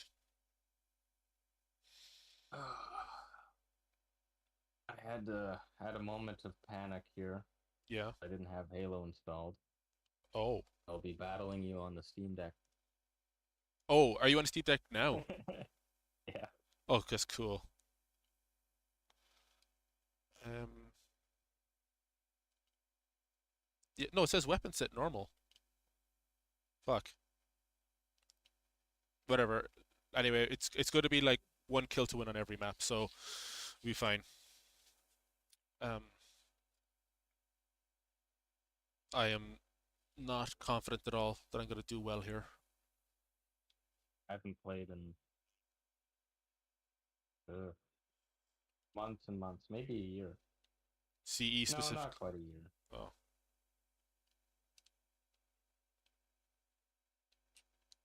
How are things with you? Uh, Pretty good. Uh, it's been a nice quiet weekend for me. Um, Nothing too insane going on. Good. How'd the Um, Blender stream go? I know I missed that. Fine. Yeah, I was working on like this big poster.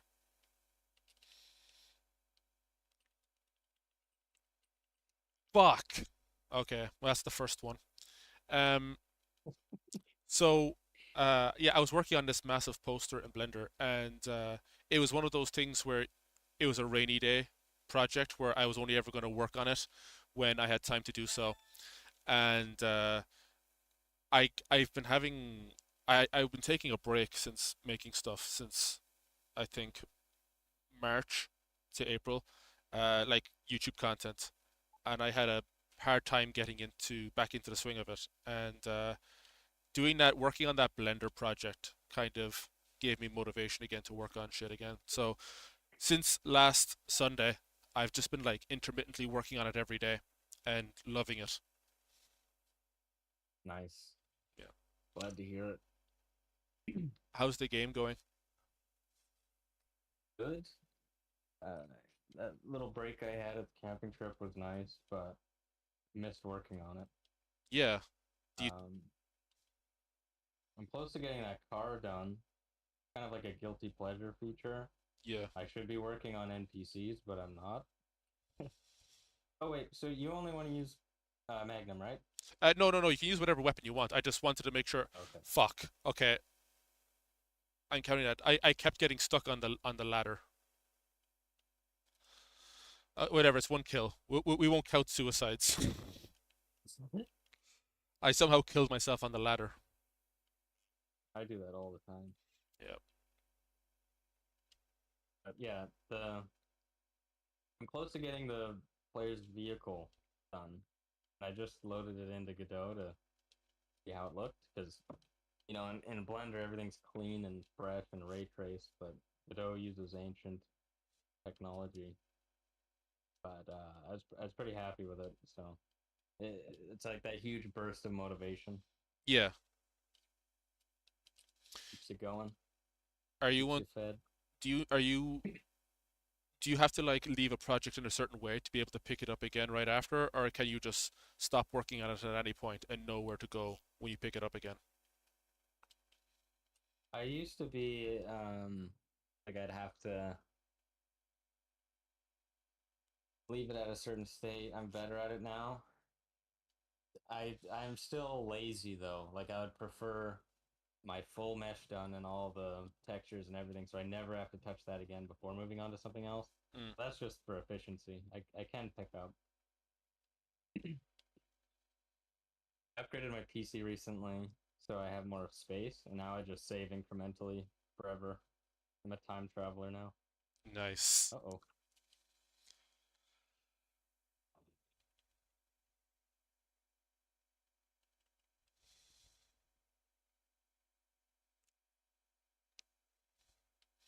Fuck, I forgot how sluggish it is using the Scorpion in CE.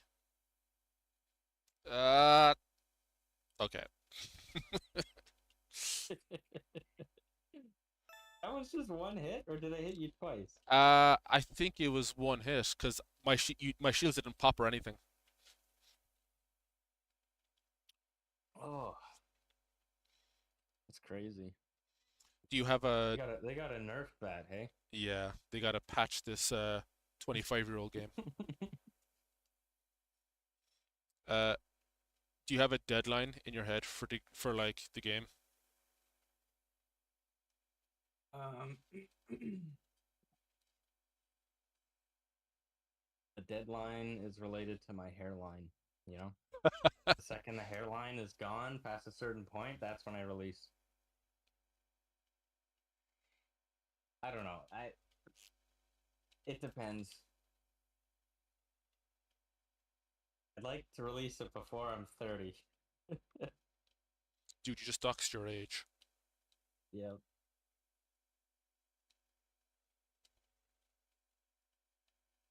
What is this? Ooh. I'm not gonna blurt it out. I want it to be a surprise. Derelict Ah! Okay, that's gonna be a point for both of us, I guess. Mm-hmm. Hey, I'm no longer in zero. I'm happy.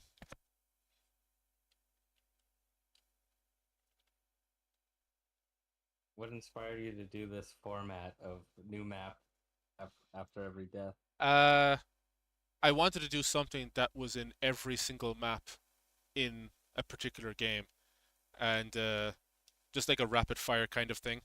Uh, if I Mm. could have, I would have set it to one kill per match, but CE is the only game in the entire series where you can't put one kill to win.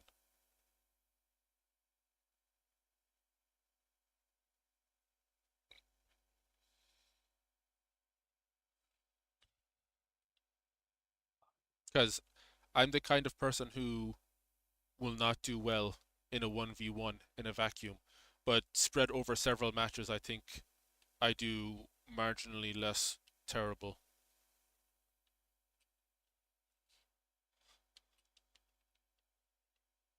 I also really missed doing like the RB Bowl stuff. Um, Yeah. like that shit was so fun to do. Fuck. Um, yeah, the RB Bowls were just so fun to do. They took way too long to edit. But the culture of doing 1v1s between friends or people who were just like good acquaintances was always a fun thing to do. Yeah. Good memories. Yeah, Can't believe it's been 20 years. I know. Feels bad, man. That whole meme of 1993 was 40 years ago feels bad, man. Yeah.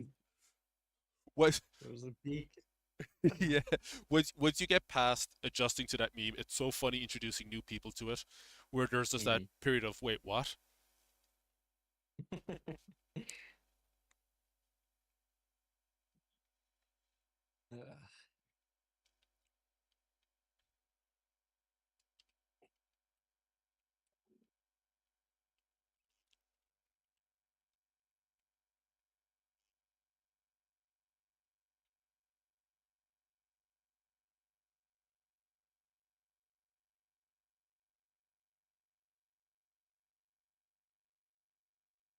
Oh, Okay, we're back. We're so back. He said when it's before he over. gets trashed for the rest of the whole thing.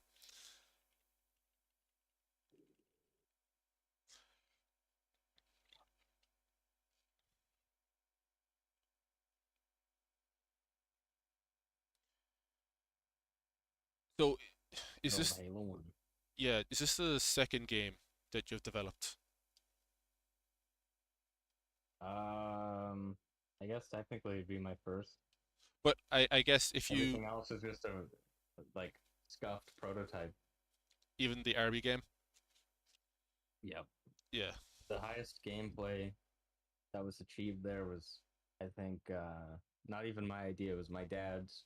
It was knocking over Gorilla Munch cereal boxes and like dominoes. yeah. That's as far as that game got. Did you Um, the previous version of the game I'm working on now was I only got as far as player movement and the basics of combat. But yeah, it's been a slog. it doesn't? I mean, you make it look easy, but I'm sure it's a lot more complicated. A lot easier now thanks to AI. Yeah. Please don't tell me But the menu's frozen. the bottleneck is the assets, right? But that's the part I love doing the most, making Blender stuff. Yeah, that's fun.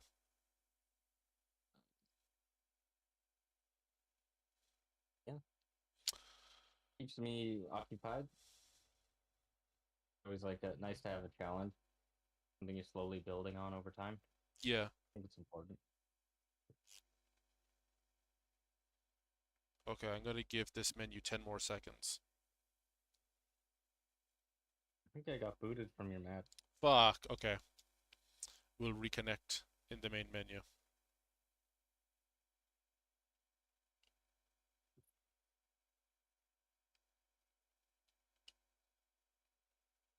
Um, was there anything like that you brought over from working on the RB game? Like anything you learned on it that you brought over to this new game? Oh yeah, it was my first time using any game engine seriously. That was Godot. I still use it. So almost everything I learned making that was just how to work with the engine itself. Yeah. Realizing that different formats matter, for like file types and what frame time is. Yeah. Because Blender, you go balls to the walls, and you have, just lags, but you can pre-render things. Everything's got to be in real time on Godot.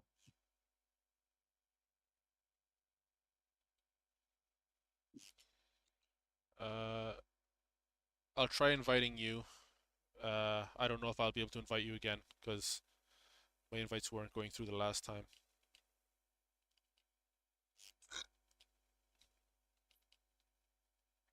Hmm. Yeah, I don't even see you. What the fuck? Your name's not even showing up at all. Okay, I'll invite you.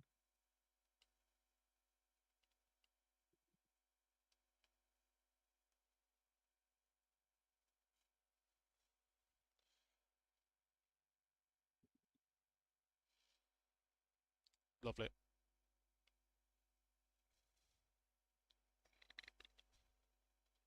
I don't know if There's I told still echoes of this game's release. Cortana's hips.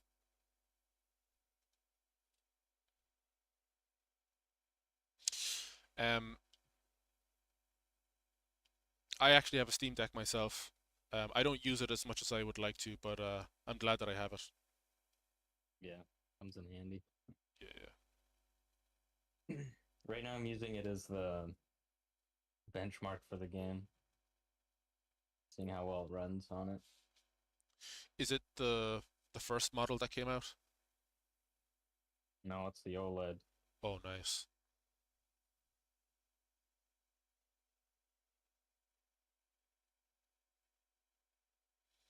I bought it when I was high on morphine in a hospital bed. Oh, Jesus. I don't regret it. It was a wise investment. Yes.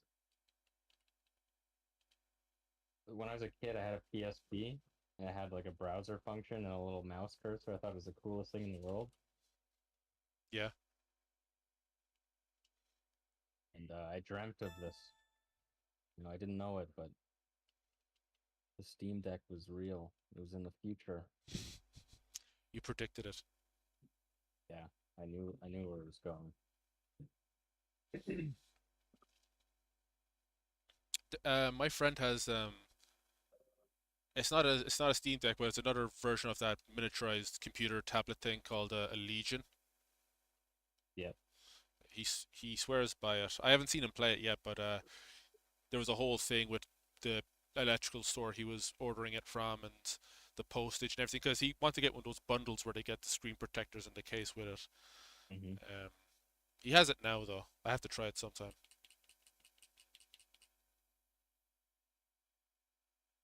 Yeah, I can't wait for the version 2 with ARM processors.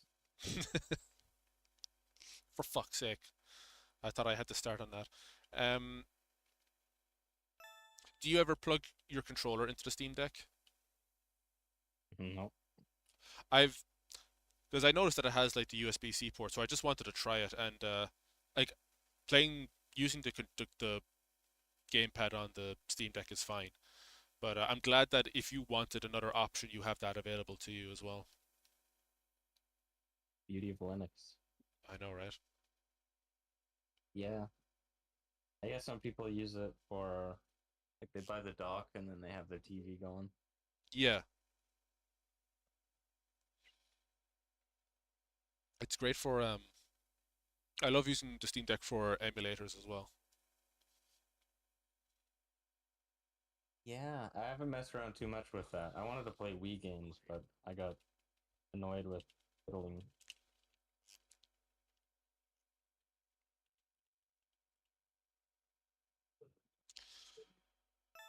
I'm only Nice half. nade, bro. Yeah, I'm only halfway there.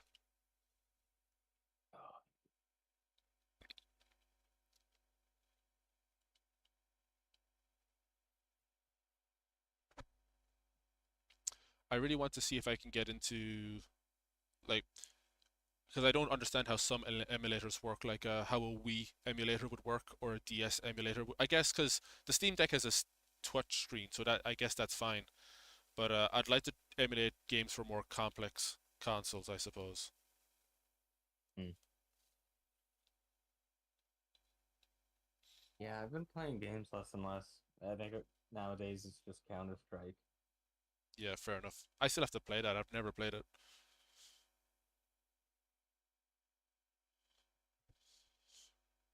I love the sweaty nature and the shit talking. Still alive. Yeah.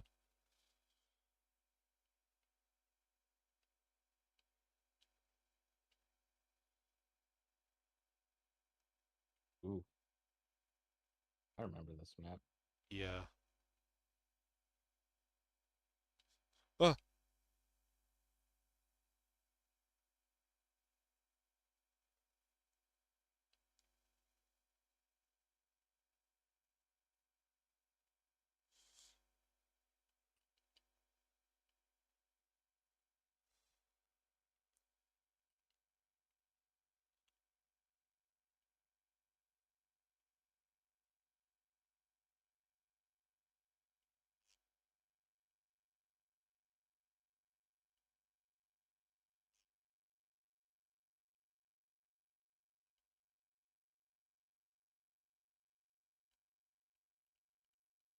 oh, the one weapon I would not want you to have. Missed like 5 shots.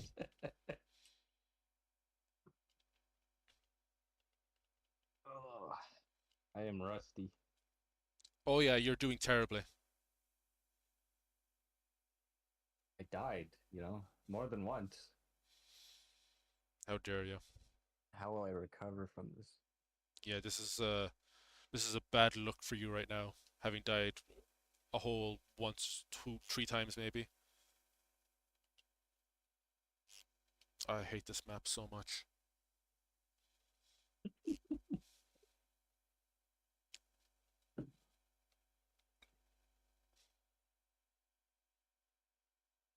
And then they just show the map with all the green bits as if that would even help you. Quick, you have 30 seconds. I have it all memorized, it's fine. On the ladders in this game.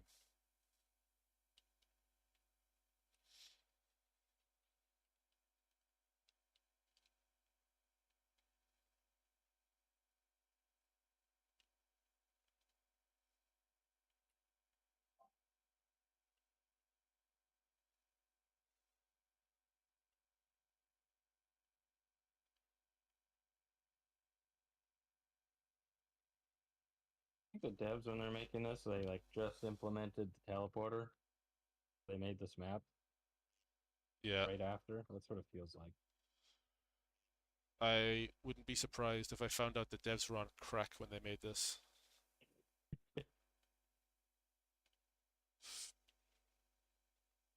Ah, even after the teleporter. Okay.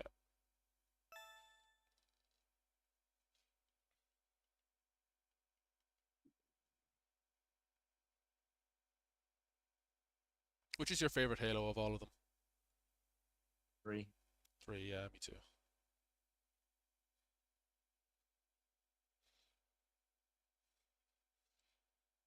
It's number 2, darling. What's number two? For me, probably Reach. Yeah, I agree. What's number three?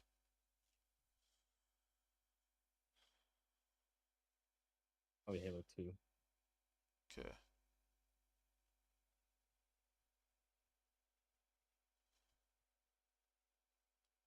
In my head, in my tier list, I just have Halo 3, Halo 2, and then the rest.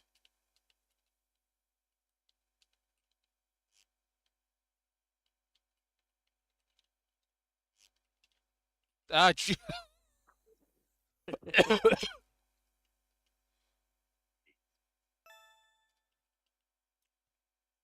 This is probably my favorite map. I never got into Blood Gulch too much. I mean, I like it on BTB maps, I guess, or BTB matches. I was a kid and I didn't have the Xbox Live. I would take the tanks and set them up like a battle. Yeah. I'd get sad when they despawn. Did you ever do the jump tricks with the warthogs? No, I never figured that out. I wasn't that smart back then. Me neither.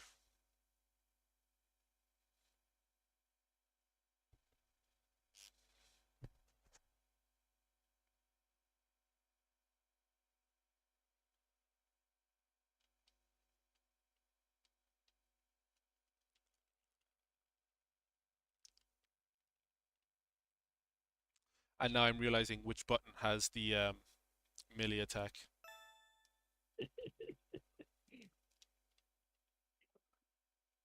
Can't defeat the bumper jumper.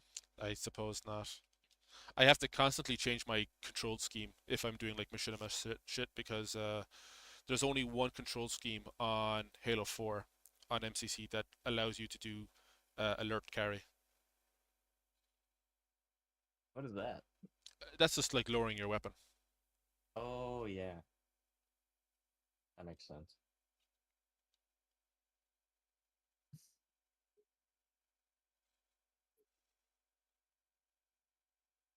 I'd have infinite, like I would have that high up on my list in Halo just because like I find the multiplayer fun. I think the game is a mess, but I enjoy the multiplayer enough. Yeah, I liked it at the time, but I guess they were slow with releasing content. Yeah, Probably very what slow. lost me.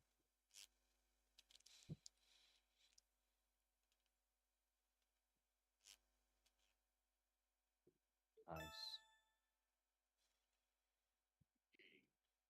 I mean, I think the people who like Infinite now, not like still like it, but the people who didn't like it at the start and like it at this point are people who are relieved that they finally added the rest of the game.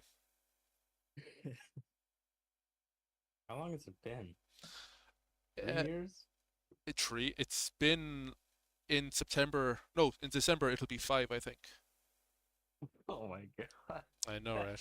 No, no, 2021. 5 years. Damn, I guess you're right. And that's after it was delayed. Yeah, it's crazy.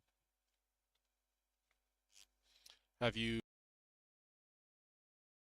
been involved?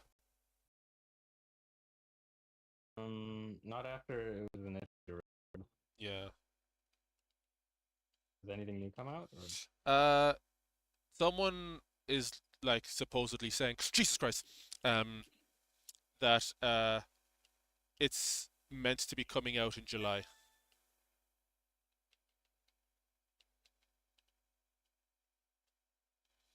oh, really? That soon? Yeah, they're supposed to be. I Yeah, take it. Cheers. the people who were leaking it, like the people who leaked what Campaign Evolved was before it was announced, were the same people saying it's going to be released. I think it's July 28th. I think is they're planning to put it out. That's confirmed. Confirmed. Not confirmed, but it's from a reliable source, I guess. Oh, I see. Because did you notice that promotion that Fanta was doing over the last few weeks? No. Oh, there was a promotion going where basically you get like a code on a can or a bottle of Fanta, and you put it in, and you'd get like a skin for Master Chief for the for Campaign Evolved. Cool. And Okay. you would imagine that It, the game isn't far off if they're doing that. are they doing this to like avoid releasing near GTA 6? Like, is that still coming out this year? I think so. I hope they rush it and actually end Halo as a concept. Finally rest. Oh, for the love of Jesus! No, I can't turn. That's a I did. T-34 turret. No. I'm surprised I got that one. Mobility is key, I guess. E. I won't even be able to play GTA 6 when it comes out anyway. Oh, PlayStation 5 No or place, Xbox. no Xbox Series X, and I'm guessing they're going to wait a few years to put it out on PC. Yeah. That's the only reason I haven't sold my PS5. I thought they'd have like a bunch of games coming out. There's Sony, New Last of Us, multiplayer. I was really hyped, and then nothing. I bought the Xbox One and skipped the PS4. I missed out on that. And then this generation, I get, you know, I just missed everything. That's great. See, I can just cope and say that I was smart enough to not buy a PS5, but the reality is I'm just a poor person. So my poverty saved me. Hey, Derelict. Yeah.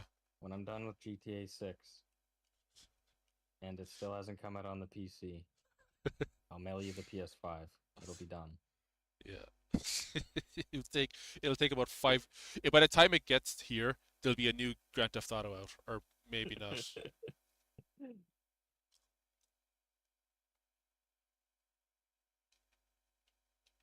So this was a PC map Yeah. that they brought to MCC, right? Yeah. Yeah. Yeah. Okay. See, I know something. Not completely out of it. And I think they added the fuel rod and the fucking the fuel rod Flamethrower. flamethrower. Yeah.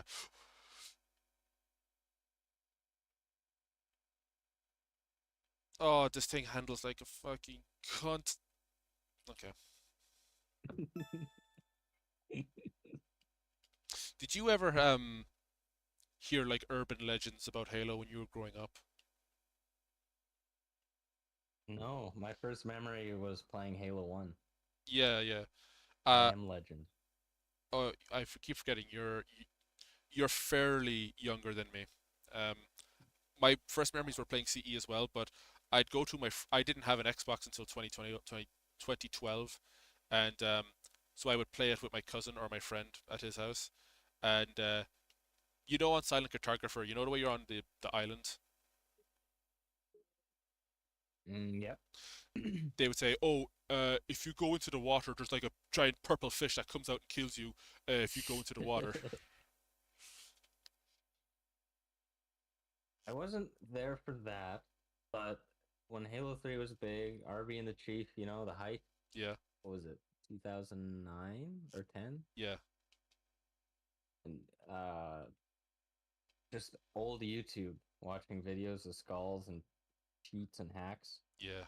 I think I saw one video of like a guy shooting plasma grenades out of his assault rifle or breaking out and flying the Pelican. I was totally into that.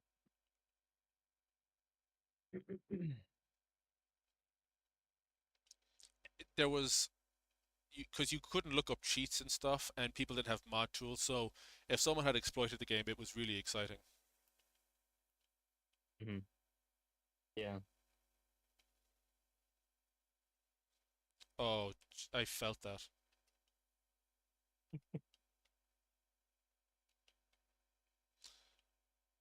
It shows how much of a bad habit I've gotten into with this game because I'm reaching for a sprint button. Oh no, you're one of them. I'm one of those filthy I got degenerates. you.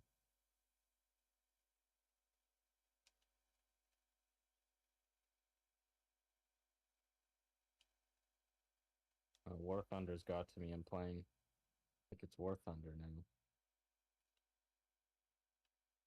Oh, that looks fun. It is fun, but the game isn't like balanced at all. It's not supposed to be, but I feel like their map design is really weak for the type of game they have. It's entirely in tanks, is it? Yeah. Well, no, they got planes and ships now. No one plays the ships. Oh.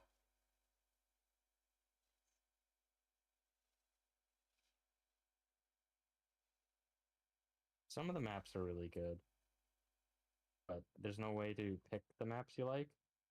I'd played just those. Unless maybe you did like a custom server, but Ah, fuck. Yeah. Um, Celtic. This is CE. This is us Halo. Classic Combat Evolved. Um,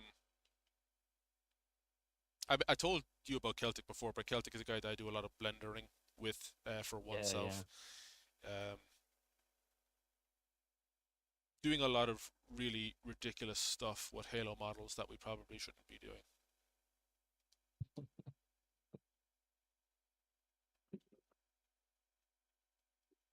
Okay, final two.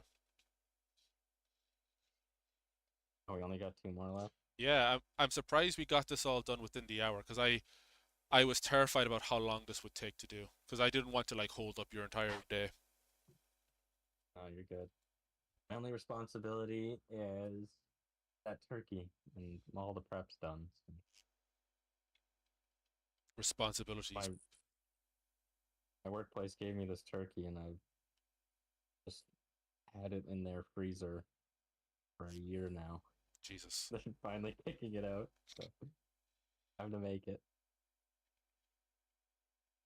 I'm cooking it basically just for sandwiches.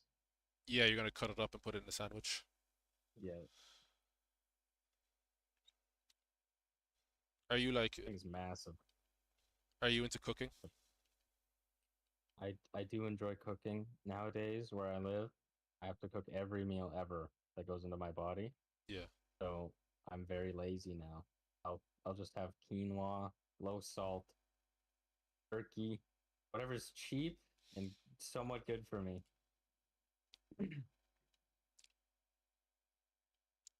So, Kind of lost my edge. well, I mean, you're eating a lot better than I am.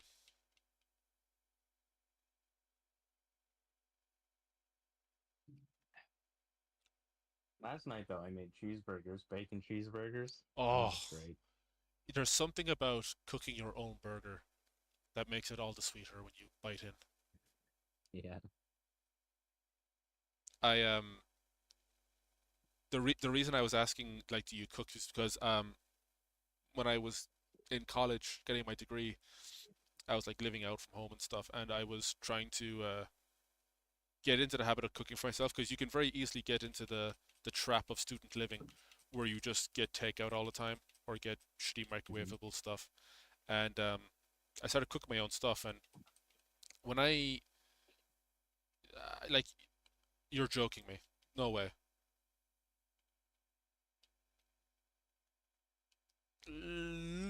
Okay. Um, What was that sound? Sounded like the Bungie intro. it's me. That was me panicking.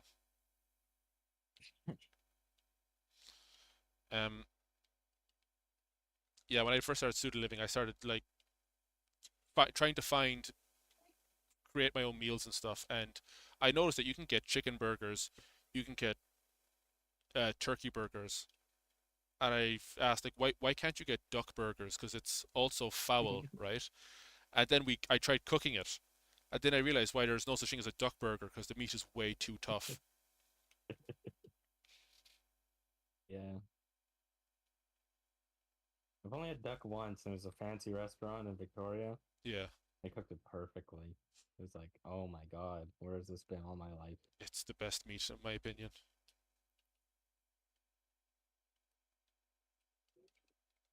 Although, There's a bunch of ducks out here. If I wasn't so lazy, I'd get some bird shot. yeah, can you eat goose? I don't know. Probably. Yeah, You can eat goose. definitely you can. Yeah, eat a I worked Canada with a geese. guy, redneck kind of guy. He's like, hey, do you want to try some bear lard? That guy will eat anything though, so maybe it was just him. Ah,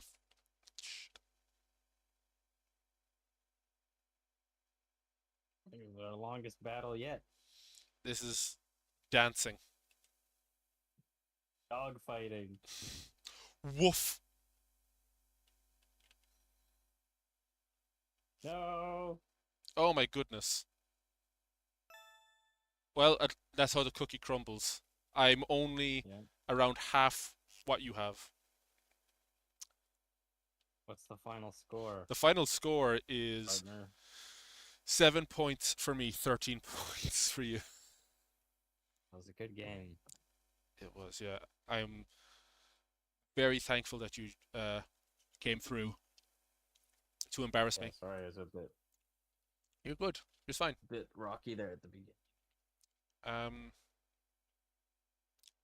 will I let you go so you can score that turkey and get it cut up? I don't have to deal with that turkey or see it again for another 5 hours, but Oh Jesus. Okay. See, I've never I'm cooked here for the turkey. stream. You're here for the stream. I can go back to lurking. That's what you'd like. No, no, no. We can do some stuff. I'm gonna hand it over to you. So, and we can keep the chat going because I'm still interested in hearing about the game, like specifically about where the idea for it came from. Well, it started with I was doing RB game, and then I realized, John wasn't actually a shining hero out of a comic book, and he left me on red, and I was like, maybe I don't want to make this game. So I was thinking with, you know, all right, I got to make my own IP. I don't want to animate faces. I just, I'll find a way to make something that I don't need that at all. So I came up with the super original, I thought of it first idea of putting a monitor on some dude's head. Yeah. And I just like the aesthetic. So I rolled with that. And this started years ago and it's evolved heavily. Mm. Before, I was just like, okay, I got a character now, I got a gun, I'm going to try and get some mechanics working. And it was slow. And it inevitably failed because I had no direction. Some time has passed. I got some inspiration from like David Lynch works, and I became motivated to actually write a proper design document and story.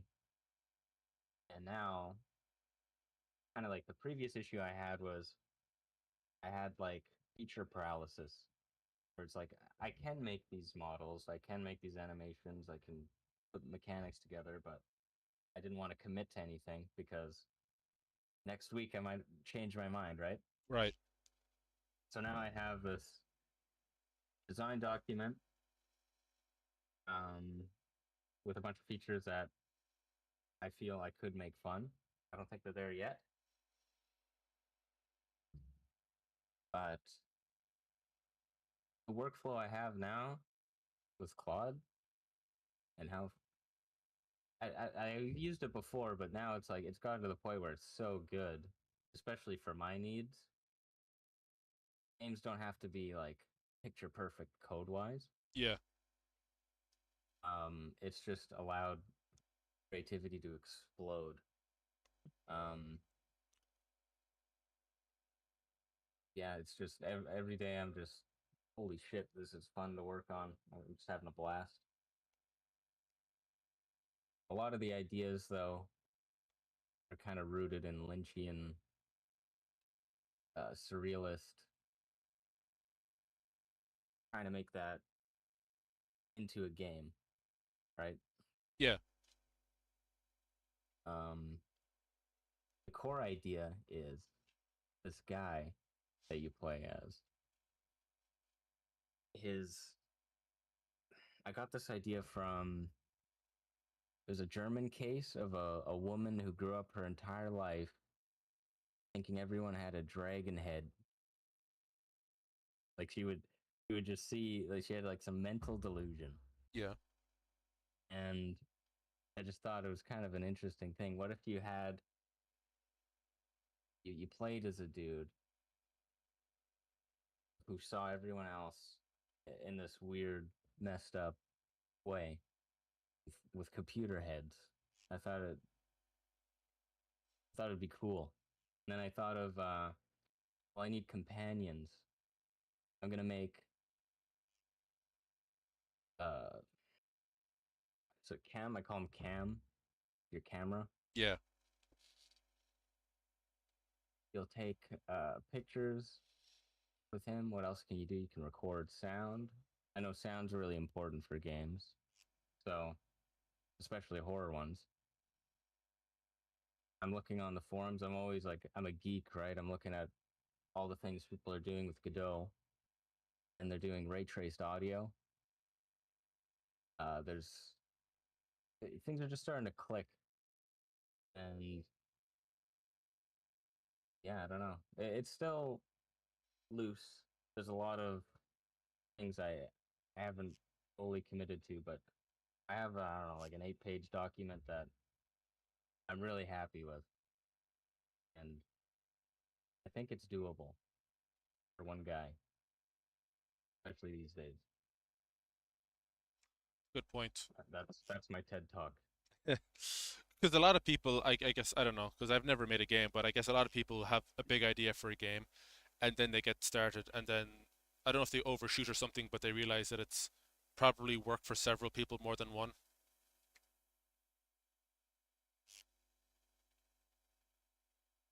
Yeah, yeah. I think the game I'm making, especially with some of the, I don't want it to be a static game. I want the town. I want to build a full town of NPCs in it with their own daily routines. You know, they'll drive around, they'll go to this shop, they'll talk to this person. Yeah, It's tall order for one cloud subscription, but I think if I narrow the focus enough for the story to be just completely linear, like it'll be the illusion that you have choices and that this world is super dynamic, but it's not. Um, I think I can get it done as long as I keep the scope manageable. yeah, But the core loop here is you'll have your camera, you'll go take photos, and you'll use them as your ammunition. So this camera you got, you'll go and you're an investigator. You're going through the story. You're helping people out. People are going missing, right? yeah, Turns out there's these demons corrupting people's minds. So you'll teleport into their mind, their dreamscape, and you'll fight off their demons using photos and evidence that you gathered, uh, in the town, in the real world.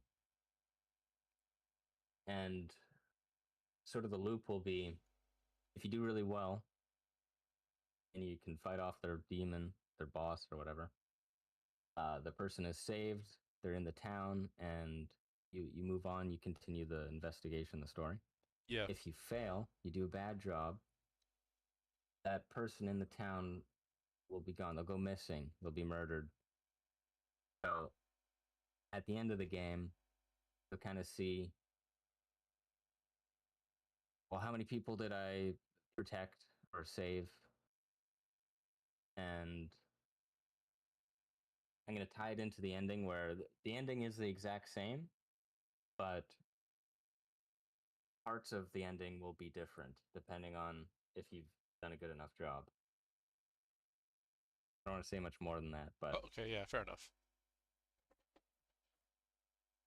yeah, it's kind of hard to explain. I feel like a madman when I talk about it, but Well, that's a good sign that you're getting the Lynchian vibe right then.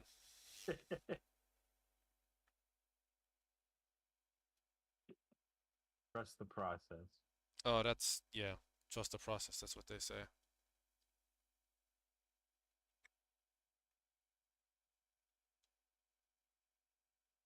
To make a mistake, let's read chat.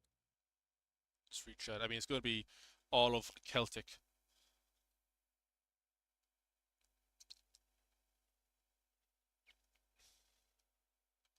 I'm You smoke tons of weed.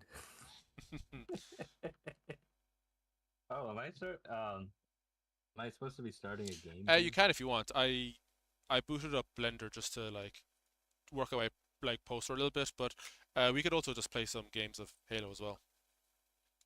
Oh no, work should come first. It's so not work. It's stupid mindless nonsense that I chip away at. Oh, I see here. Shit, I've just I'm not the only madman. Good to see. I've only ever watched I think one or two things from David Lynch ever. Yeah. Um, I You watched remember the film? I watched the first few episodes of Twin Peaks about 10 years ago, and I couldn't get into it, but I feel like I would probably like it now. Um, then, do you remember there was a movie? I think he did a movie for Netflix with a monkey at a train station. Yeah, That was that the last thing he made before he died? I don't know. I have no clue. Because that was the last thing that I had seen from him. Or sorry, that's the only other thing I'd seen from him. Yeah, I share your experience with Twin Peaks. I tried to get into it the first time, and I didn't get it at all. Um, Frustrated me a lot, and swore it off. But I got encouraged from an old friend to keep going. I'm glad that I did. It actually took me having to watch his films because it was shorter. Yeah. Uh, I think I watched Blue Velvet, and something sort of clicked, and I wanted to watch his other films. Still got frustrated and annoyed, but I kept at it and I kept watching, and had the patience to get through Twin Peaks, and now it's like, whoa, that blew my mind. Yeah. I think I'm waiting for something to click, but at the same time, you know, ways like if you need to watch or consume the right piece of art at the right point in time. Because I have you seen much from the Coen brothers? Maybe. What do Uh, they do? I think they did Oh Brother Where Art Thou. They did Burn After Reading. I'll pull up there. They did A Serious Man, The Man Who Wasn't There.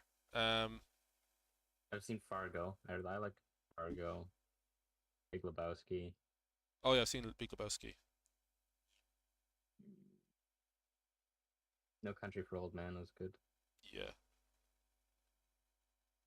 Oh, Brother, Where Art Thou? I might have seen that, but it was a million years ago. I've seen a few of them, but I should watch more. I the first time I saw No Country for Old Men and Burn After Reading, I hated them both. But then I rewatched them a few years later, and they're some of my favorite films now. Yeah.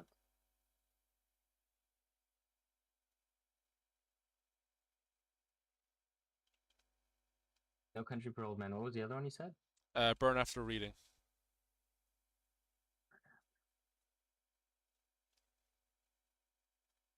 Ooh, that's on the list now.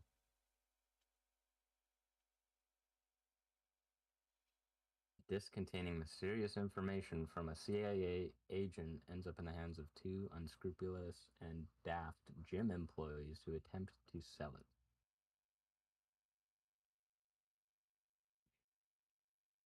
What caught your eye about this film? Nothing. I saw it when it came out when I was a teenager, and I went to it, and it was just a movie that was on, and I didn't like it at all. I thought it was boring, and knowing what I know now, I can watch it and love it. Hmm.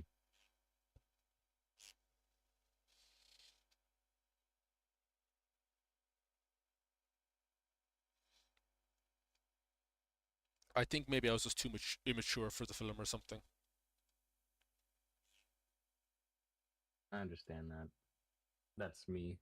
I used to be like, yeah, it was really hard for me to break out of the stuff I'd like to just repeat watch, comfort shows and all that. Yeah, But now I just want to see everything, right? yeah.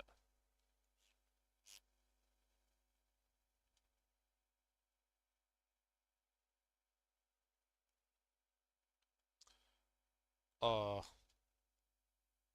yeah. I've completely bungled this poster. Well, not completely. I need to fix the rig for my guy. Um, I don't know if Where do you you get the armor set? the armor set. I kit bashed it, so I just put it together from other pieces of armor and Oh, nice. the Halo archive as well. The Halo archive is a terrific place just to grab assets and stuff. Me and Celtic use it all the time. Um, you've already like told me what your guy should look like, but I'll pull it up here. Um, or is it Saren? Because for doing this poster, I wanted to get like the avatars of everyone who's ever been in RB Bull, but I wanted to use a variant that or like a an avatar that they hadn't shown before. So you're when you did an RB Bull, you did it in Halo 3. So I wanted to use like a Halo Reach model if that was like your next favorite one. Um, where is it now? So I asked like what would you want for your guy? And I think you said a cowboy hat. Oh yeah, So I gave you a cowboy hat on top of the haunted skull, but I made the attachments uh like loosely or like not loosely but very tightly sit on top of the hat so it all works as part of the one thing. that's nice. I love it. I love it too. Um, the only reason you can't see your Spartan in this scene is because he's in inside the Falcon, inside the pilot seat. Um, RB Bowl. It's a yeah, RB Bowl 20-year anniversary. yeah. You have to get the 20-year anniversary box set with the director's commentary and all the behind-the-scenes deleted scenes. Um, the scale is so messed up, but I think for perspective, it's probably fine. How long did it take you to make this Um, poster scene? I think I started work on it a couple of months ago, but I had only put a few things together, like I think the Scarab, uh, maybe the Falcon or something. I only started working on it again. I only I only worked on it for one evening a few months ago, and then everything else I've been doing infrequently since last Sunday. Hmm. Um, but in fairness, all the avatars I've been doing that over the months. So each character, I think I did most of them in one evening or between two evenings, like the Kiro model with the Mike Sullivan head, or no, the Mike Wazowski head, because it's all just going between Sketchfab and the Halo archive. Um, I'll I might as well just bring up one of the test renders just so you can see the direction it's heading in. I want to get more motion blur in it. I just I think I have to figure that one out as I go. Motion blur? Yeah, like to show that something is moving. Yeah. Um, Oh, what trouble are you having with it? I just haven't figured it out fully yet. I'm fine with doing it for videos, but I want to get it because this is not a video. There's going to be a still image. Still? Yeah. Yeah. Um, what have you tried so far Well, to get motion blur? I know that there's motion blur in it. I just want to get it right for Ooh, certain that's things. cool. Yeah, it's a lot of the settings in it are preset already for like the lighting and stuff. It's already in cycles. Um, it was That's all nice work. it's cool. I want to get the lighting better and stuff. I want to get projectiles going well because I've never done projectiles well in my renders. Um, I can already see. Oh no, this is an old render. This is from this morning, I think. But you're in here, and I don't think the Falcon rig comes with an LED or like an emissive on the panel inside. So I had to add a light just to make sure your helmet would be illuminated. Um, we're see, I have to light up Sir Clowns a lot on the left of the Falcon because there's no light hitting that. Hmm. I kind of want to have Tyler firing a rocket and a fuel rod round at the same time, but if I have those projectiles in the air, I want to make sure that one, the projectiles aren't blocking anything, and two, the if there's a trail, like especially for the rocket, if there's a trail behind the rocket, that's not covering anything either. Um, I might need to, So yeah, the motion blur, yeah, like you'd want that for the rotor blades on yeah, the Falcon. You'd exactly, want that for the dude jumping down. from the Scarab.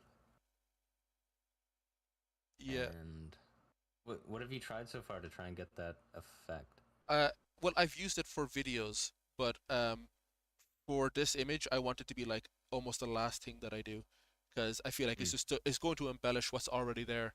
I'm trying to be super mindful of space here. Like I'm trying to use the space correctly and not like fill in the negative space. Like I can probably move Commando 414 down a little bit here because there's a gap here, and he's supposed to be using the grapple shot, which for some reason isn't rendering.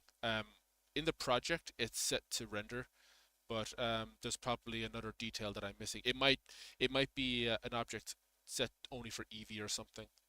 Um, the sword that Sora is using to stab overly minty just looks kind of shitty, so I might replace that with a different sword. Um, I also need to have some room in the poster for the title, but I'm thinking at the very, very top in the middle, there's enough negative space to have RB Bowl in there without taking up space from anything else. And when I put RB Bowl in here, in previous seasons I would have made it a 3D object. What I'm thinking this time is I'll just because I'm gonna once I'm done this image forever, I'm gonna bring it into Photoshop and do some touch-ups. And I think I'm going to have the word RB Bold in there 2D, but in the actual render beneath it, I'm going to have like a giant orange emissive light, so that way the title is like reflecting off on all of the surfaces beneath it. Mm. Yeah.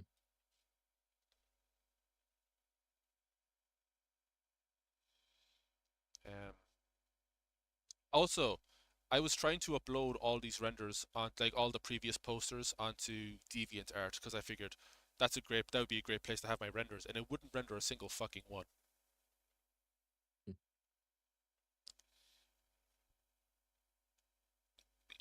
Yeah. I like um I like this composition you have here. You got a it looks like a movie poster. Thanks. I just wanted to make it like action packed because the previous posters that I did, some of them look really not stagnant, but they look like they're static, where everyone's holding a pose rather Hmm. than being in motion and action. Well, you just need three keyframes on everything. Yeah, This could be your middle where you have everything, and that's the one you'd render. Then yeah, you'd have your motion frames, yeah, and then you just tweak your shutter speed. yeah, yeah. Yeah, that would really make it pop. Uh, this map that I got for this file I got off the Halo archives is like a custom one made for photography or whatever. But the thing I like about it is that whoever put this map together uh, put keyframes on the smoke billowing. So if you run through it, the smoke actually billows. Uh, the the buildings move. I don't know if that's supposed to happen, unless maybe it's for a flying scene or something. If you're flying through the city, um, I'm not pushing this project as far as it probably could go, but I only need very little from it. I only need to get this little sliver of a scene going for it to work. Mm. I also need to get the scarab eye glowing as well, without blocking anything.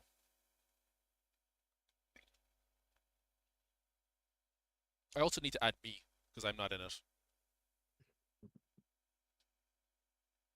Oh man. I don't know if you saw I had a reference image as well for what I wanted it to turn out like, and it looks terrible, but at least has the general idea of what I wanted anyway. I've changed a ton of stuff on it though.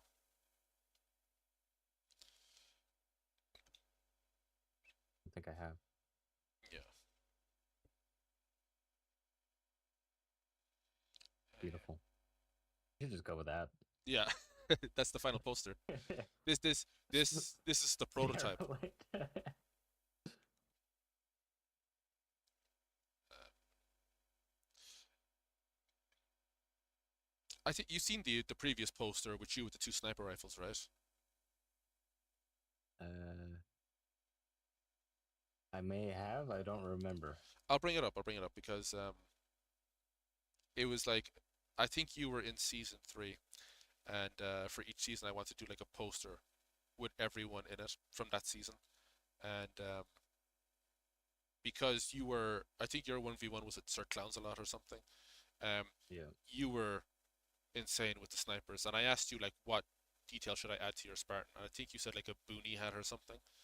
So I gave your guy two sniper rifles and a boonie hat, and I think he has my favorite pose of any of the people in the poster. Um, and then behind you we have D27 with the otter and the flag. Uh, Commando. Actually, I love Commando's pose as well with the dunce hat. I Um, don't think I've seen this. oh shit! No. I should have posted it because I did this ages ago. Um, Minty with Tails's hair and tails. Know you man with the guitar. Me with the tricolor. Um, Tyler riding on Sir Clownsalot's back with the Bonkel shield. But it's very flat in its arrangement. Like it's almost like a theater play where everyone is just standing along one straight line. Um, it's fine, but it's just I don't know. There's not a lot of action going on with it. I wanted the pelican to be on fire, but I never added it. Um, also, it's not like the best posters are usually the ones that are diagonal or on their side. Um, I'll show you the one for the previous season where it's very neon inspired. Um, and there's some things in it that are kind of cool. Um, I like this. I like this is like the end of Halo Reach when you're about to give the package to Keys, give Cortana over, and you have a Halo Reach Spartan holding up a Halo 3 Spartan about to throw them over the edge. Um, the Spidey Frizz model I love. I think that's like the best part of the whole poster. Next to this part, I think. Everything else just looks really stagnant to me.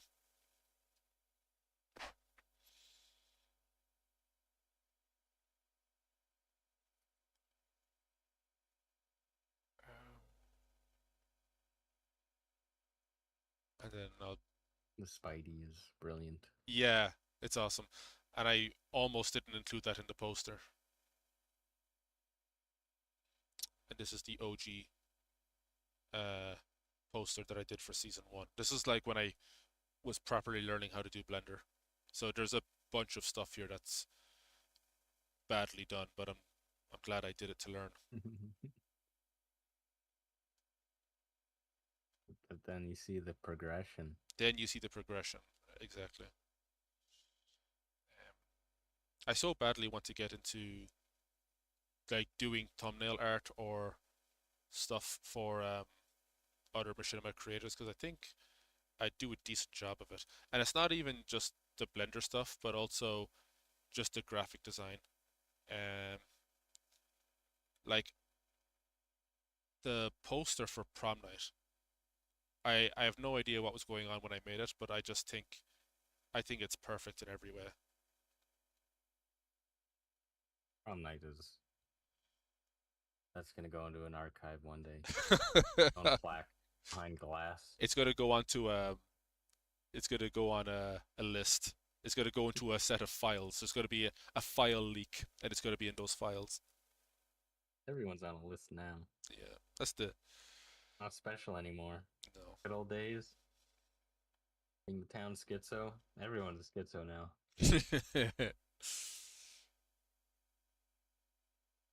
I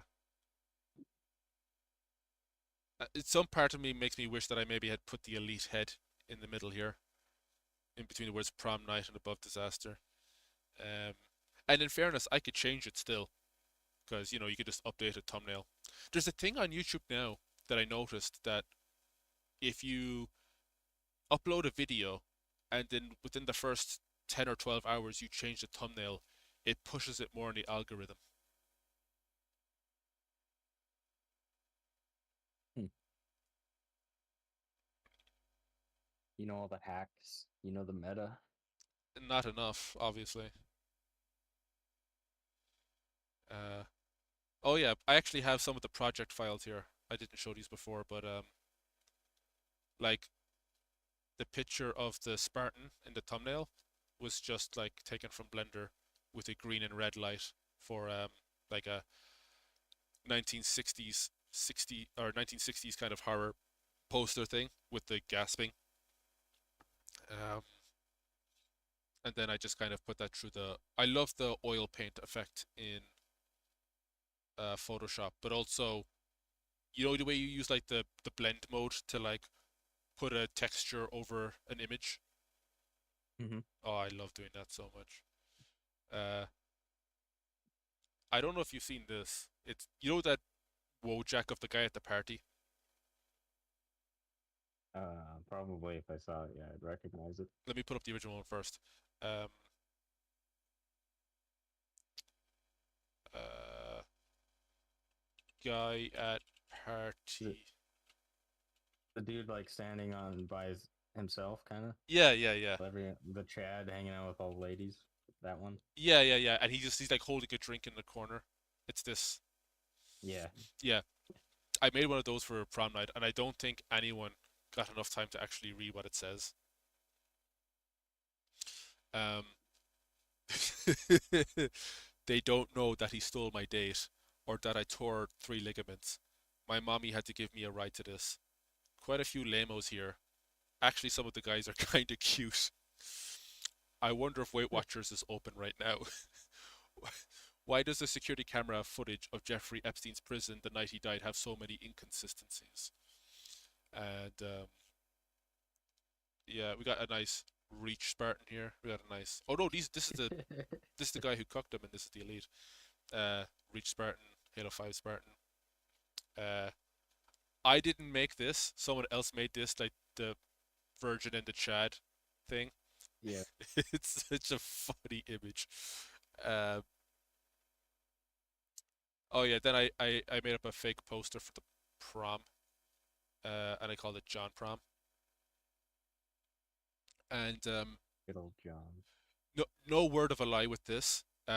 It says you're invited to the 117th annual John Prom, and I don't know if anyone thought this, if it was like the 117th because it's the John 117 number, you know, like it's 117. I was trying to make it the anniversary of whatever year Hitler died, I think, or the year Hitler was born. 420.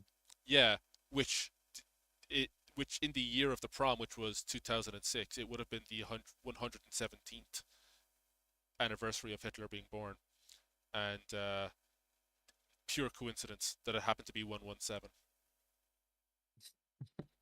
But that's What does just it mean? I know that's just me dog whistling to my Nazi fan base, right? Um, Of there's course. also the is it the ham beast meme where it's like a skinny Wojak giving it to a heavy set woman Wojak. Um, John's life is a parable. which we can all relate to. Yeah. Um, oh yeah, someone else made this. The Chad Digital Fear. This is an old meme, an old meme that was in the original server. Um, makes gay penguin fan fiction. Takes him months to make episodes. Has a shitty company no one knows about. Well-known cock. Videos barely crack 50k. Has a PS3 and is looking forward to the newest Naughty Dog title. Works for the Trad Digital Fear. Works for a well-known company. All his videos are free and are free. All his videos are up and free to watch. Fucks higher up Stacy's at Machinima. Hates the PS3. Thinks Naughty Dog is mediocre. Gets millions of views per video. Has recon unlike Rooster Teeth. Uh, so I didn't make that one. Uh, I had one other thing here that I haven't shown. Oh, I made a green text meme, but it just summarizes the whole video. Maro really liked the the scanning thing, for the medical scene, which is probably the least work I've ever put into a Blender project. Beep bop beep. I hold on to a lot of project files. Um, Yeah, I know. I'm a fellow data hoarder. it's tough because you live in fear of the one day you're going to need that one asset that you never Yeah. used. Oh God.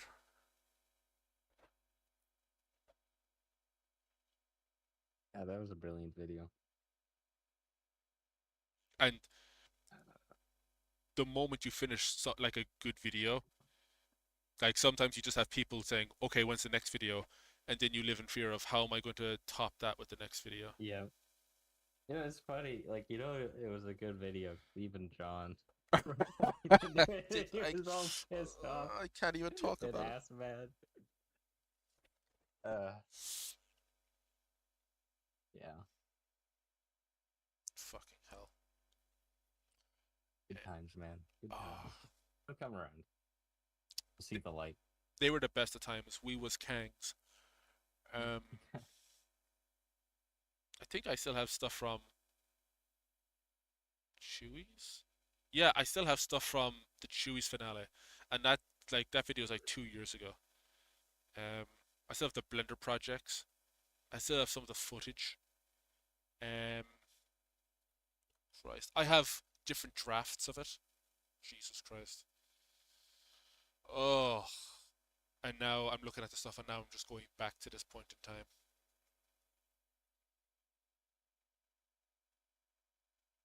I don't know if you saw, but I played with AI in it, um, back when AI was much younger, and you could, you put like a filter on a shot.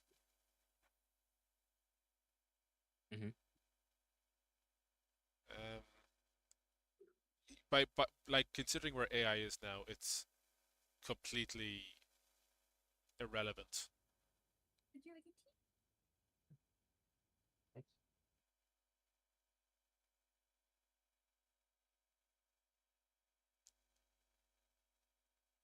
All the test shots and stuff.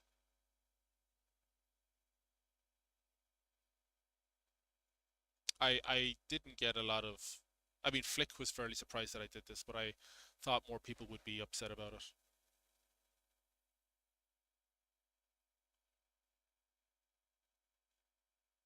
How big is this folder?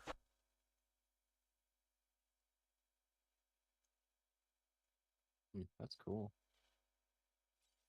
Oh God, How long ago was that? that's 2 years ago. How far it's come already? I know, right? Yeah.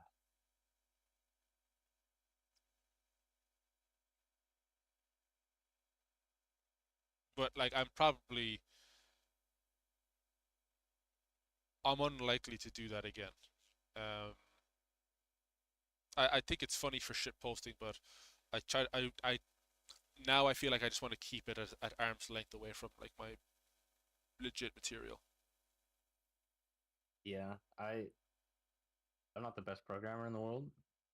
So for its function there, I just want to get the game done, right? Of course.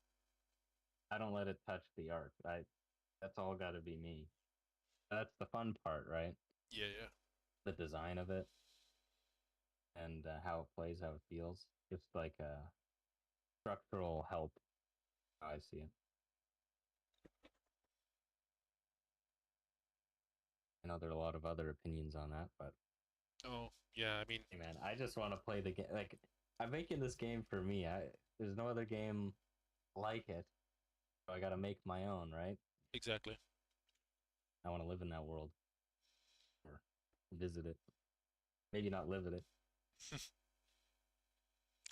Do you ever hear like devs talk about that, or game critics where they say, I want to be in this world. I want to live in this world. I love Cyberpunk 2077. I don't want to live in that world at all. You would die within 5 minutes. I know, right? Wait a minute. Maybe not live. Yeah.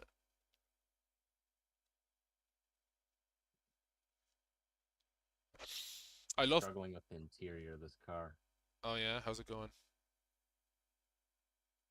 Um, poorly. I can't do seats. Do everything else in the car. I can't do seats.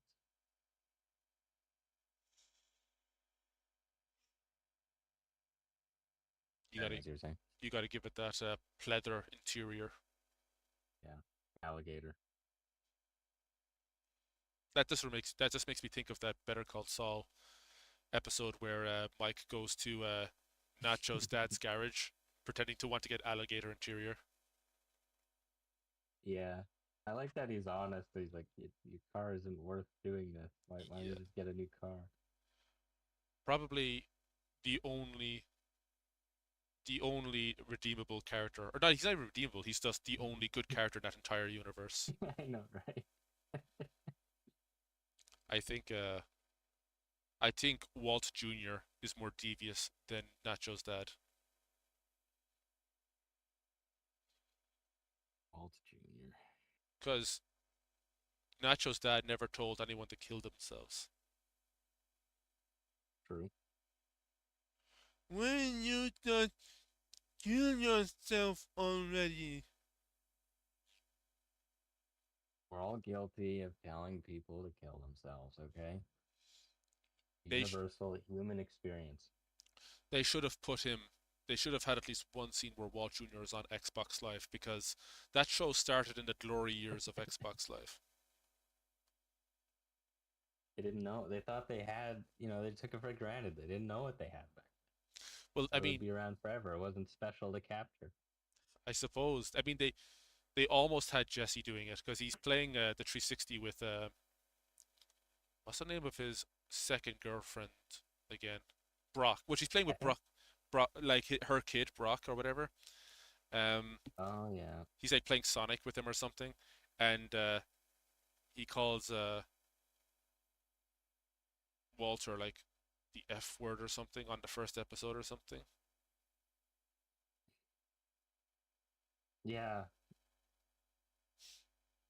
Yeah, he was criticizing his method, Yeah, underwear methods. which was really just a power move when you see how good he looks in those tidy Yeah. whities. However, that's right. Pure meth, pure tidy whitey. The lifestyle, Yeah. And the fact, the vision. yeah, and when he says "Heil Hitler, bitch," it's so funny now because there's no reason for him to say that at all.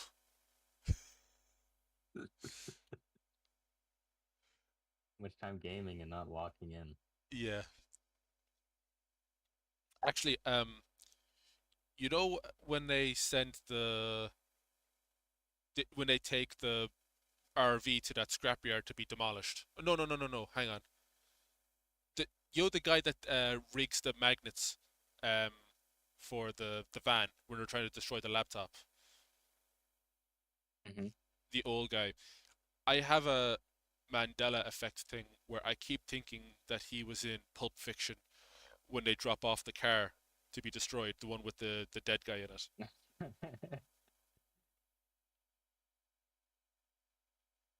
I never made that connection before, I, for some reason, I'm but I could convinced. see it. Yeah, I'm convinced it's the same guy, even though I don't think you ever see the guy who owns that scrapyard in Pulp Fiction.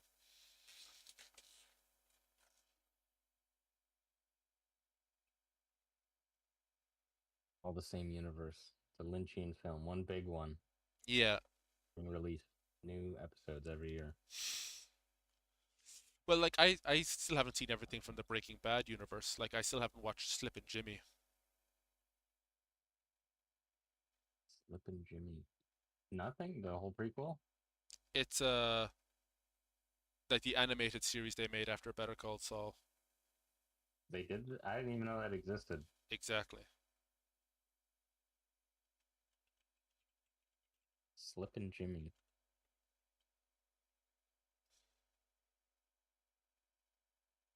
Wow. Must have really flopped.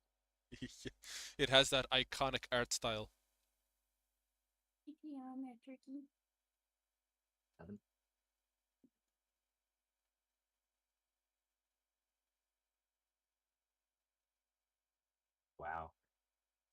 2.8. Yikes. Did he voice it? uh, Or cast. was this just a full cash grab I, export? I don't see a single recurring voice actor or like recurring actor here from the original show. Um, thank you, Vince Gilligan. Bravo, Vince, I should say. Written by no Vince ever anywhere here. Scrub his name. Well, Peter Gould was the Did he executive phone producer. the vacuum hotline to get rid of this sinking ship?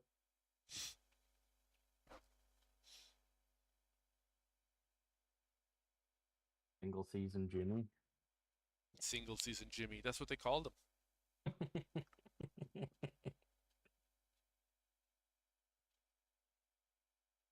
You learn something new every day, don't you, Daryl? Yeah, I can't wait for them to do another spin off of this called Better Call Kim, Slippin' Kimmy.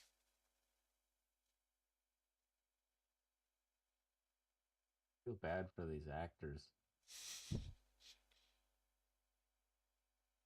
On Greenbone.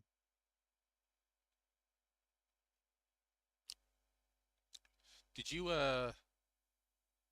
did you remember when they were shooting the final season of Better Call Saul and Bob Odenkirk had a heart attack? Yeah, That was so scary. yeah. I think when I heard about it, he was already like stable and okay. I didn't have the Oh, okay. panic. Did you did you watch any of the new show that Vince Gilligan is doing, Glorious? I watched a couple episodes of it. I didn't get through it though. Oh, okay.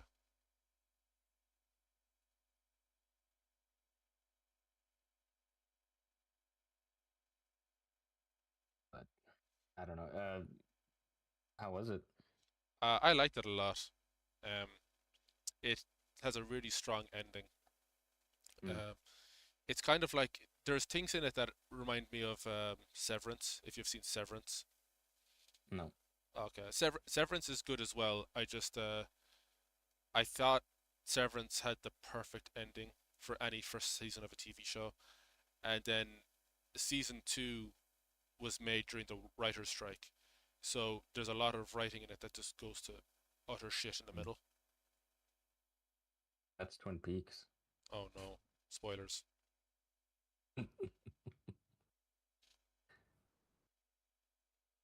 Yeah. No, I always hear good things about Severance. It's just something I can't hype myself up for it. I Yeah, don't know what happened with Trailblazers because I was enjoying it. I just moved on. I'll come back.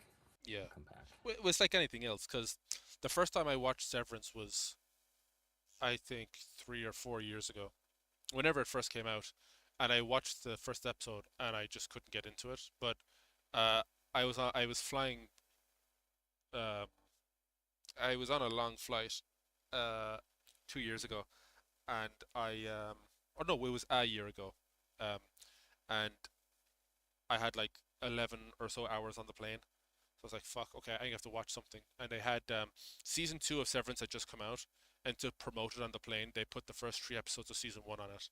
And I can't sleep on planes, so I figured I'll just get through these 3 episodes and give the show a second chance. And I was hooked from then onwards. Then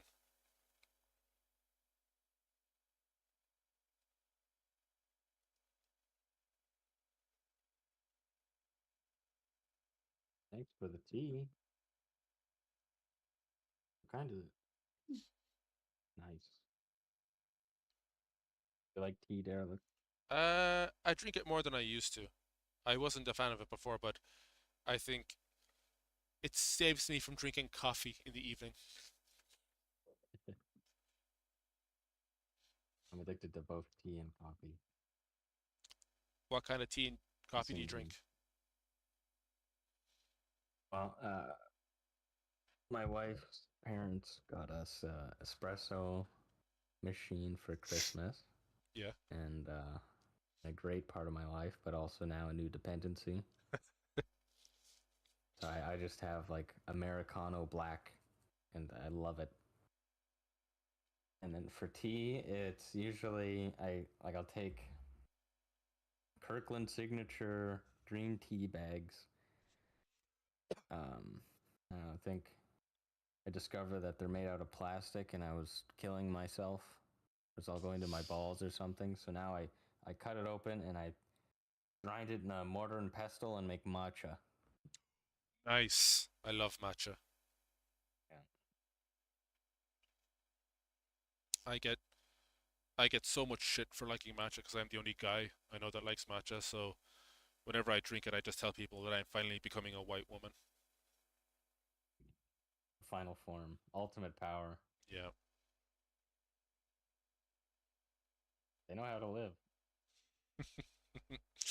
It's a Japanese thing, isn't it? Matcha? Yep. Yeah.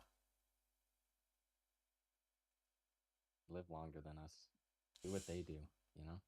The old Japanese ladies, they're not drinking Red Bull. No.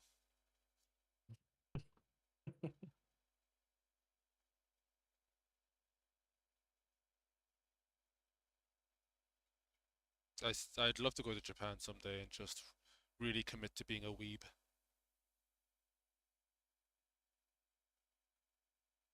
Yeah. If you're doing that, you're rich.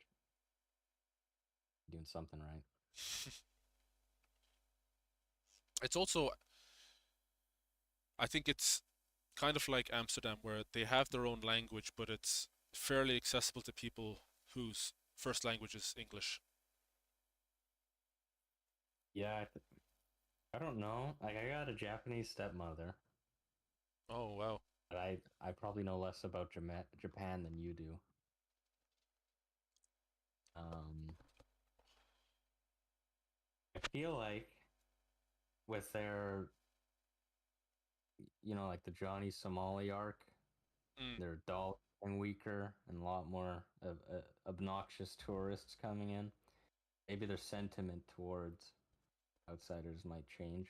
yeah, they're not as keen on the gaijin as they used to be, Yeah. and it's fair. I mean, a lot of the tourists coming in have been obnoxious and stuff, and they're doing that with Amsterdam as well. Because I went to Amsterdam a few years ago, and right after I left, they started talking about putting in some ordinance about how many guests hotels can take, and trying to tighten up the coffee shop and red light district stuff because people were coming to Amsterdam to indulge in the worst things rather than just seeing how pretty the city is or seeing the sights, you know? Hmm.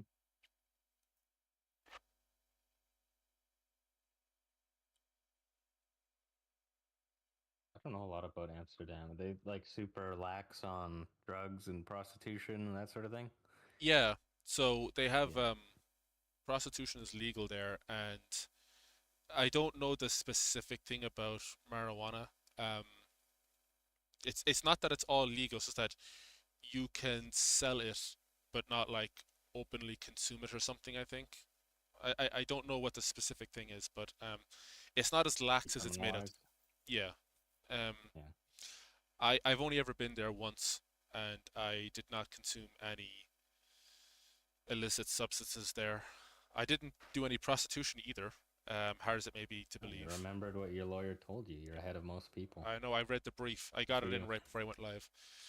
Uh, but they, I mean, the if you're going to be a good Catholic like me and not do any of the fun stuff, you can find other ways of getting into it. Like, I mean, if you just walk around some of the city, you can see the red light district. You can go into the coffee shops and stuff. And when it comes to like, they have a sex museum there, which I think most people go to. And if you know anyone that goes to Amsterdam, they usually go to the sex museum and they'll post about it on their story and stuff. And it's not that the museum isn't good, it's just that most of the museum you're probably going to see through somebody else's Instagram post. and by the time you go in there, you've already seen it from the promotional material. It's because they have Amsterdam has a lot of buildings that's like Ireland, where they'll have these old buildings that they aren't wide, but they're tall and narrow. So that sex museum is 3 floors in a tall and narrow building, and if you speedrun it, you could be in and out in 50 minutes. And it's worth the price of admission, but there's a bit of a that's it, which is maybe depending on what your sex life is like, maybe that's suitable, for a sex museum. I think that's how I feel about TikTok music. Yeah, Like I avoid that shit because they do have some good songs there, but I don't want to see it on some dumb meme about an AI cat. You yeah. know? Um, they have the canal tour is beautiful.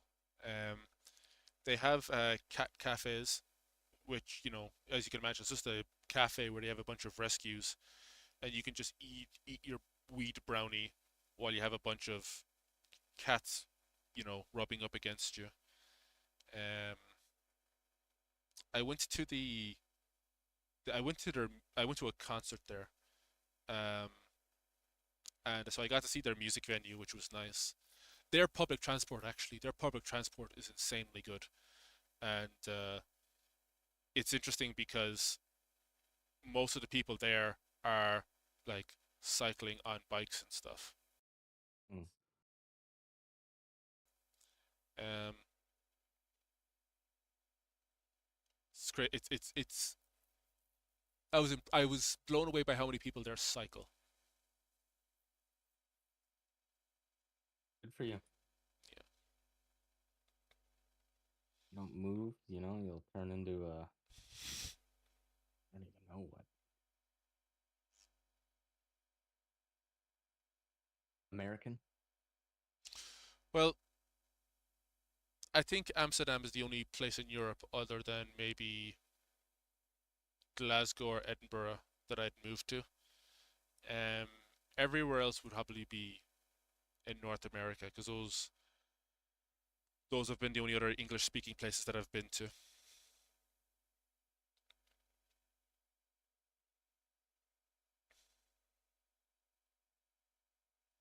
Yeah, I haven't traveled much. I wish I had the funds to go to Europe and do all that. Oh, sounds like a good time. I have a good buddy who went everywhere over Europe recently. Yeah, He went to Sweden and sent me a picture of their bathroom. It was just like, the whole wall of mirror. And then it had in the font of Twin Peaks, directed by David Lynch. It's like if I had it, maybe I could pull it up. cool.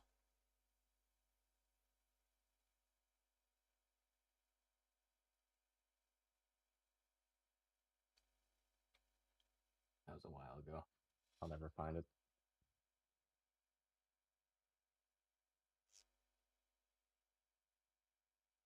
There was a museum of film history in Amsterdam that we just did not get time to get to. Um,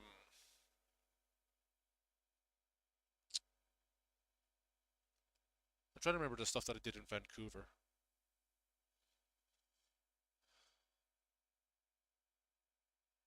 Oh, there it is. I'll just dox my friend here. Don't worry, I won't pull it up on screen.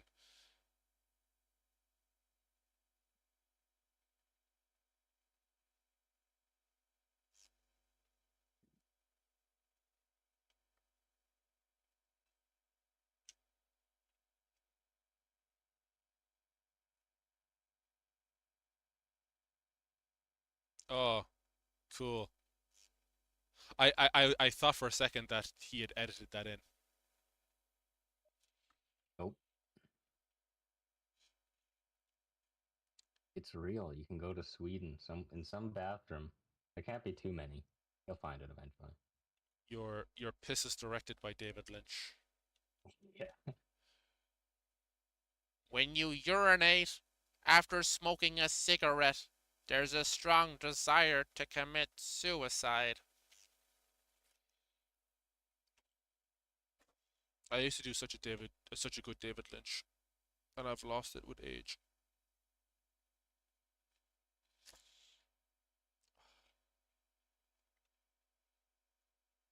I was Gotta going, add more body to your voice. yeah. I need to smoke. You got the nasal right, but Yeah. it needs more low end. Well, I have the hello down. Hello. Mm-hmm.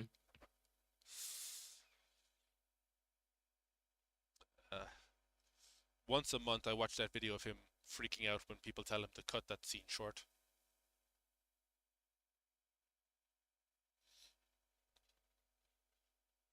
Sorry, I missed that. You cut out for a second. I Once a month I watch that video of him. You know the one I think they were shooting the reboot or whatever of Twin Peaks, and he has someone in his ear saying, we have to cut this scene short, and he's like, what the fuck is this?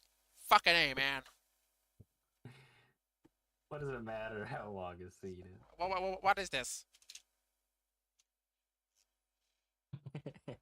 Crashing out in the Yeah. chair. Yeah. And everyone behind him was like, oh no, he's on it again.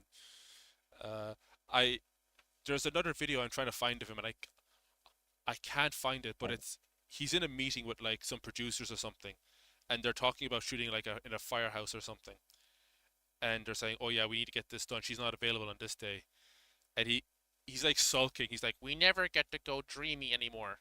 We never get to go dreamy anymore." my favorite clip of him is he's directing the scene. I think it was Inland Empire, and he's just staring at the camera.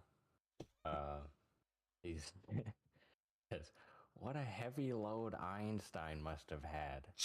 Fucking morons everywhere."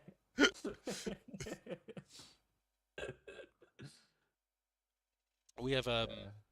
I have a friend who makes films, and he's one of those Tommy Wiseau kind of characters who thinks he's a lot better than he actually is, and he's made a few films with kids, and he's completely safe and appropriate around kids, but he doesn't know how to talk to kids um, in a way that's like appropriate, but also like he knows how to talk to them appropriately, but obviously kids don't like being talked to like kids. They like it when you treat them like adults within reason. And Mhm. so he was doing this scene where one of the kids was like, it was like a horror movie kind of thing, and he was giving terrible direction. And I was saying to like other friends of mine that were on set, like, well, what do you want him to do instead? Do you want him to be like David Lynch? Can you cry like a baby? Can you cry like a baby for me? It was a good meme of him sitting down with his hand out. It's like, and you're trying.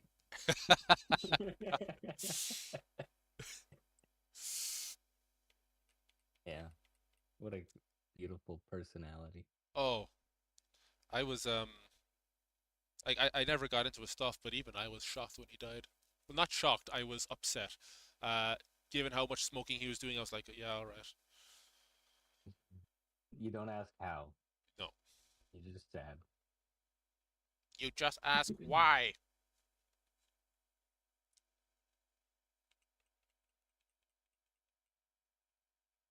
I got into him after he died.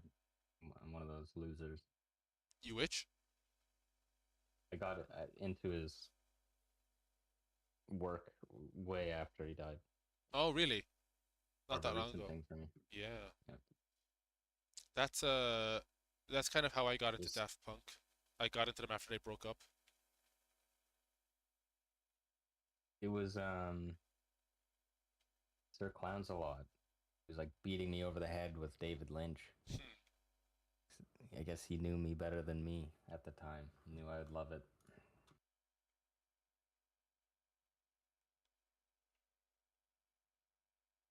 Wherever that bastard is, hope he's doing well. He's probably on a farm somewhere running with a bunch of other clowns. Yep. Getting into mischief. Well, he was taking acting classes last time I heard. Oh, that's Maybe awesome. we'll see him on the silver screen one day. Yeah.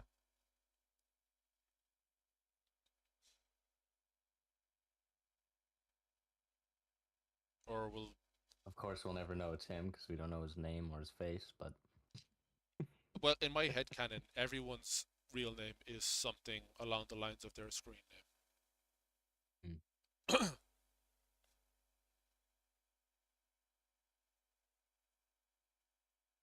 So, Sir Clownsalot could easily be Sir Clive uh, Almonte um, uh, Lot or more. I don't know. rolls off the tongue. Yeah, it does. It has a nice timbre on the ear. We were doing when Flick put me in oneself, he wanted me to like name my own character, and because I used like the thing derelict, he said, "Oh well, I'm just gonna call your character Derek," and we just kind of went from there. Naming genius that is Flick. You're on Daisy now. Cool. Yeah, I'm trying to. Oh, am I about to die? No, but I have this thing now where I probably have hantavirus. My throat gets phlegmy very easily now.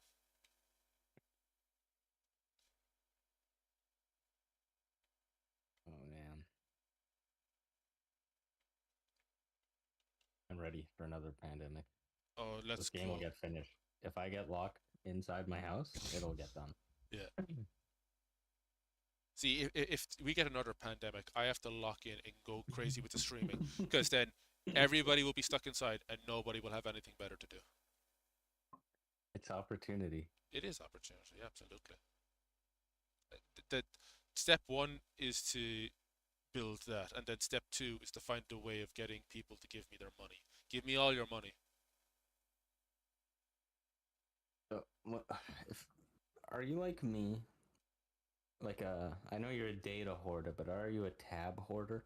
No, Do you have no? uh, I You're only disciplined. I only hoard tabs if I'm on like a YouTube binge. So if I'm playing DayZ or um, I don't know, if I'm on my break or something, I might like, and I'm doing something else, or even if I'm even working, if I'm not doing like audio work, I could have like 20 YouTube tabs and I'll just close each one after I get to it. But the recommended in YouTube are so good at snuffing me out and getting me to like click into another video before I close a tab. So the tab will stay there. I'll just be on a different video. Yeah. Currently, your stream is tab 29 out of 34, I'm so honored.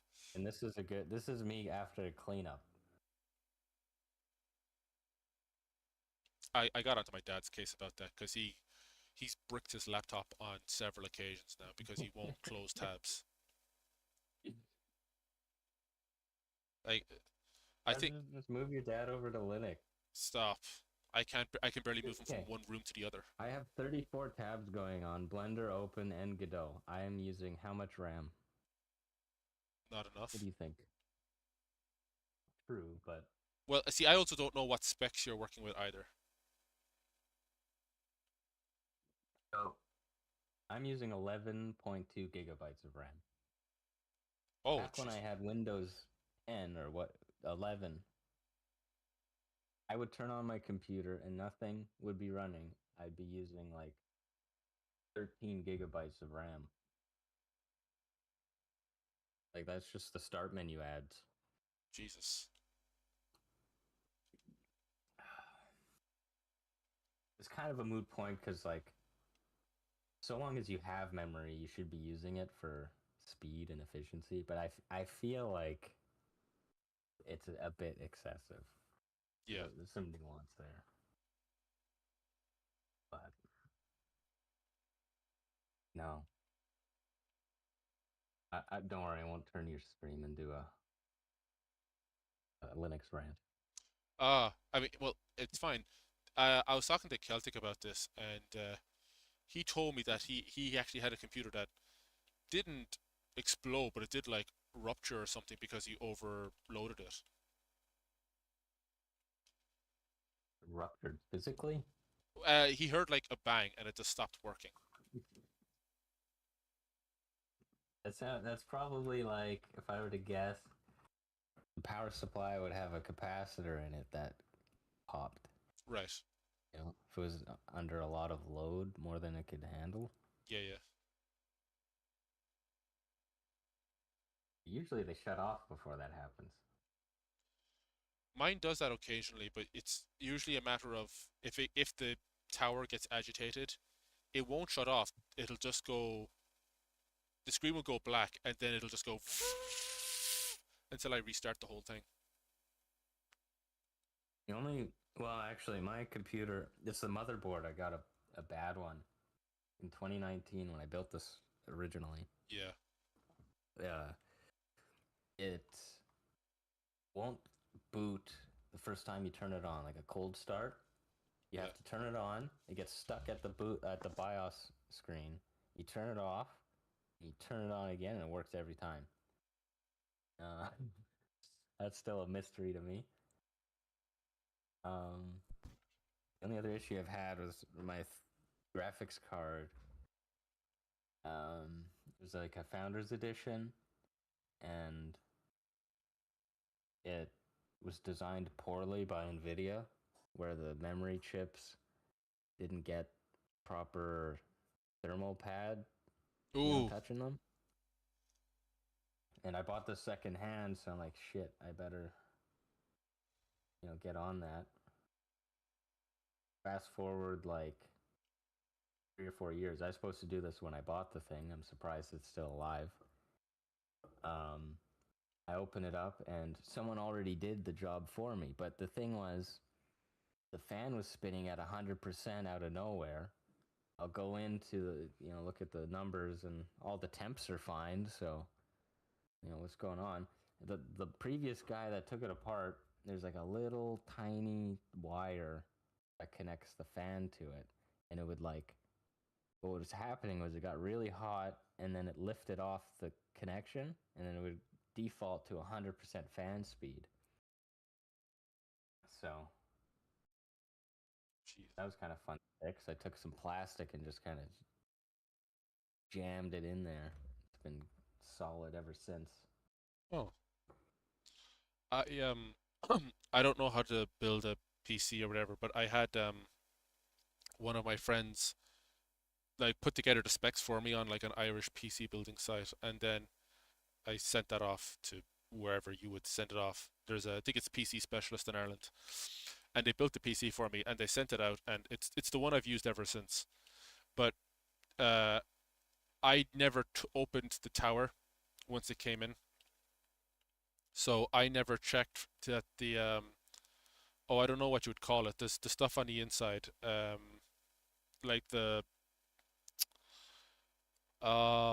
like it's like not thermal paste. It's like the hardened stuff.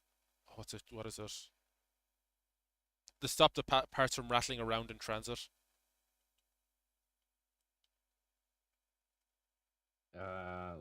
Like packing foam. Uh, no, it wasn't packing foam, but it was like it was like the same difference as packing foam basically. But Oh, so like your GPU didn't like break off during yeah, transit kind of thing. yeah. Yeah. So I never opened the tower because I didn't know they would put that in. So I had been using it for a week or two, and I was smelling burning, and that stuff was cooking on the inside. And I didn't know what it was. I thought, oh, is this thermal paste? And I just picked it up, and it just came out smoothly. So I was thinking, oh, this is probably not meant to be in there because I've never seen this inside a computer before. A little surprise for you there. Yeah, That would work itself out. It's non-conductive. You'll just get a little lung cancer. No biggie.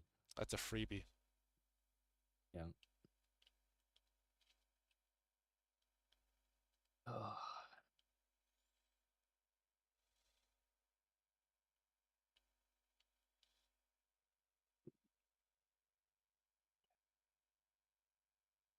PCs. We're never gonna have cheap stuff again. Like the I Steam machine will be like grand. yeah, I naively It's thought it like was a gonna be mid less. to low end PC. Yeah,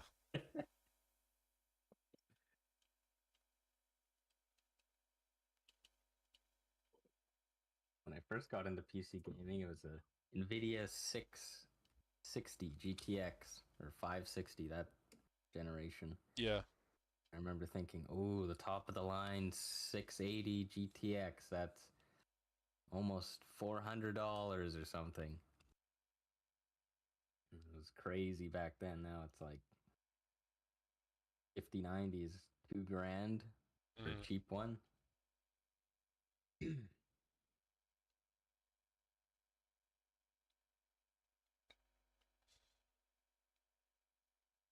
One day I'll learn how to build a PC and I'll probably put the right stuff in it.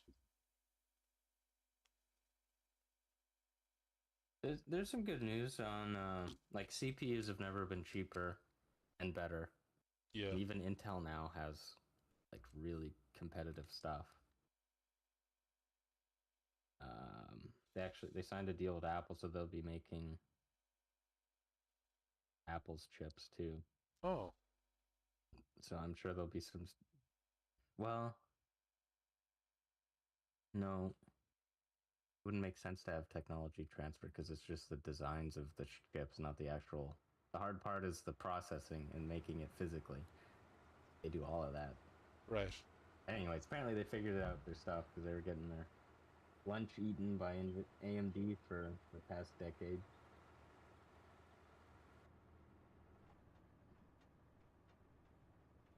GPUs though, Yeah. rip. I think it's the main thing is memory still. Right. I'm not kept up with it. I mean, every now and again I'll see a post about Nvidia or something, and I'll get the cliff notes of it, and then I'll go back to whatever dumb shit I was doing before. So I bought my 3090. 3090 after you. Let's see what it is now. I bought my 3090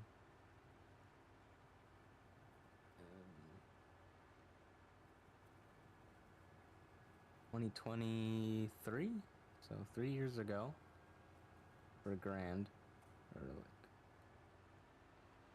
and now you can buy a 3090 for 1,580. Jeez.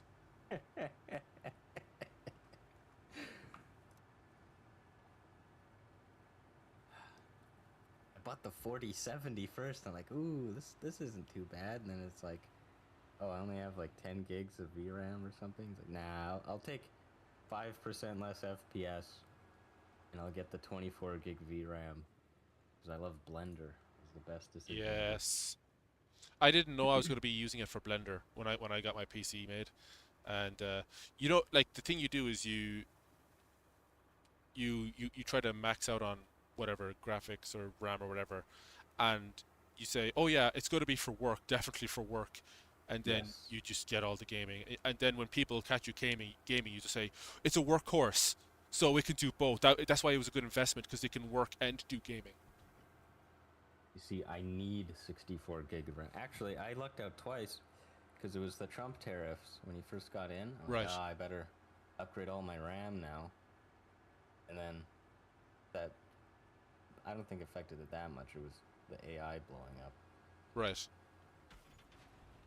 But I got like a 64 gig kit for, oh God, it was cheap. It was like $100 or something. Now I don't even know. What is 64 gigs of heat? 64 gig DDR5. What is that? No, no way. $1,600? Jeez. $900? 9x? Ugh. All right. I'm gonna have to tap out, but thank you for kicking my ass in almost every map in CE. That was fun to do live. Yeah, thanks for inviting me. Yeah, yeah. I'm gonna go get some din dins, but I'll talk to you anyway, especially about the sound effects and stuff, um, for your games. Uh, Yes. The derelict wave. yeah. Game is being held back. I need it. Um, yeah. So I'll talk to you soon. Okay. Yeah, enjoy your din din. Thank you. Take care and enjoy the turkey.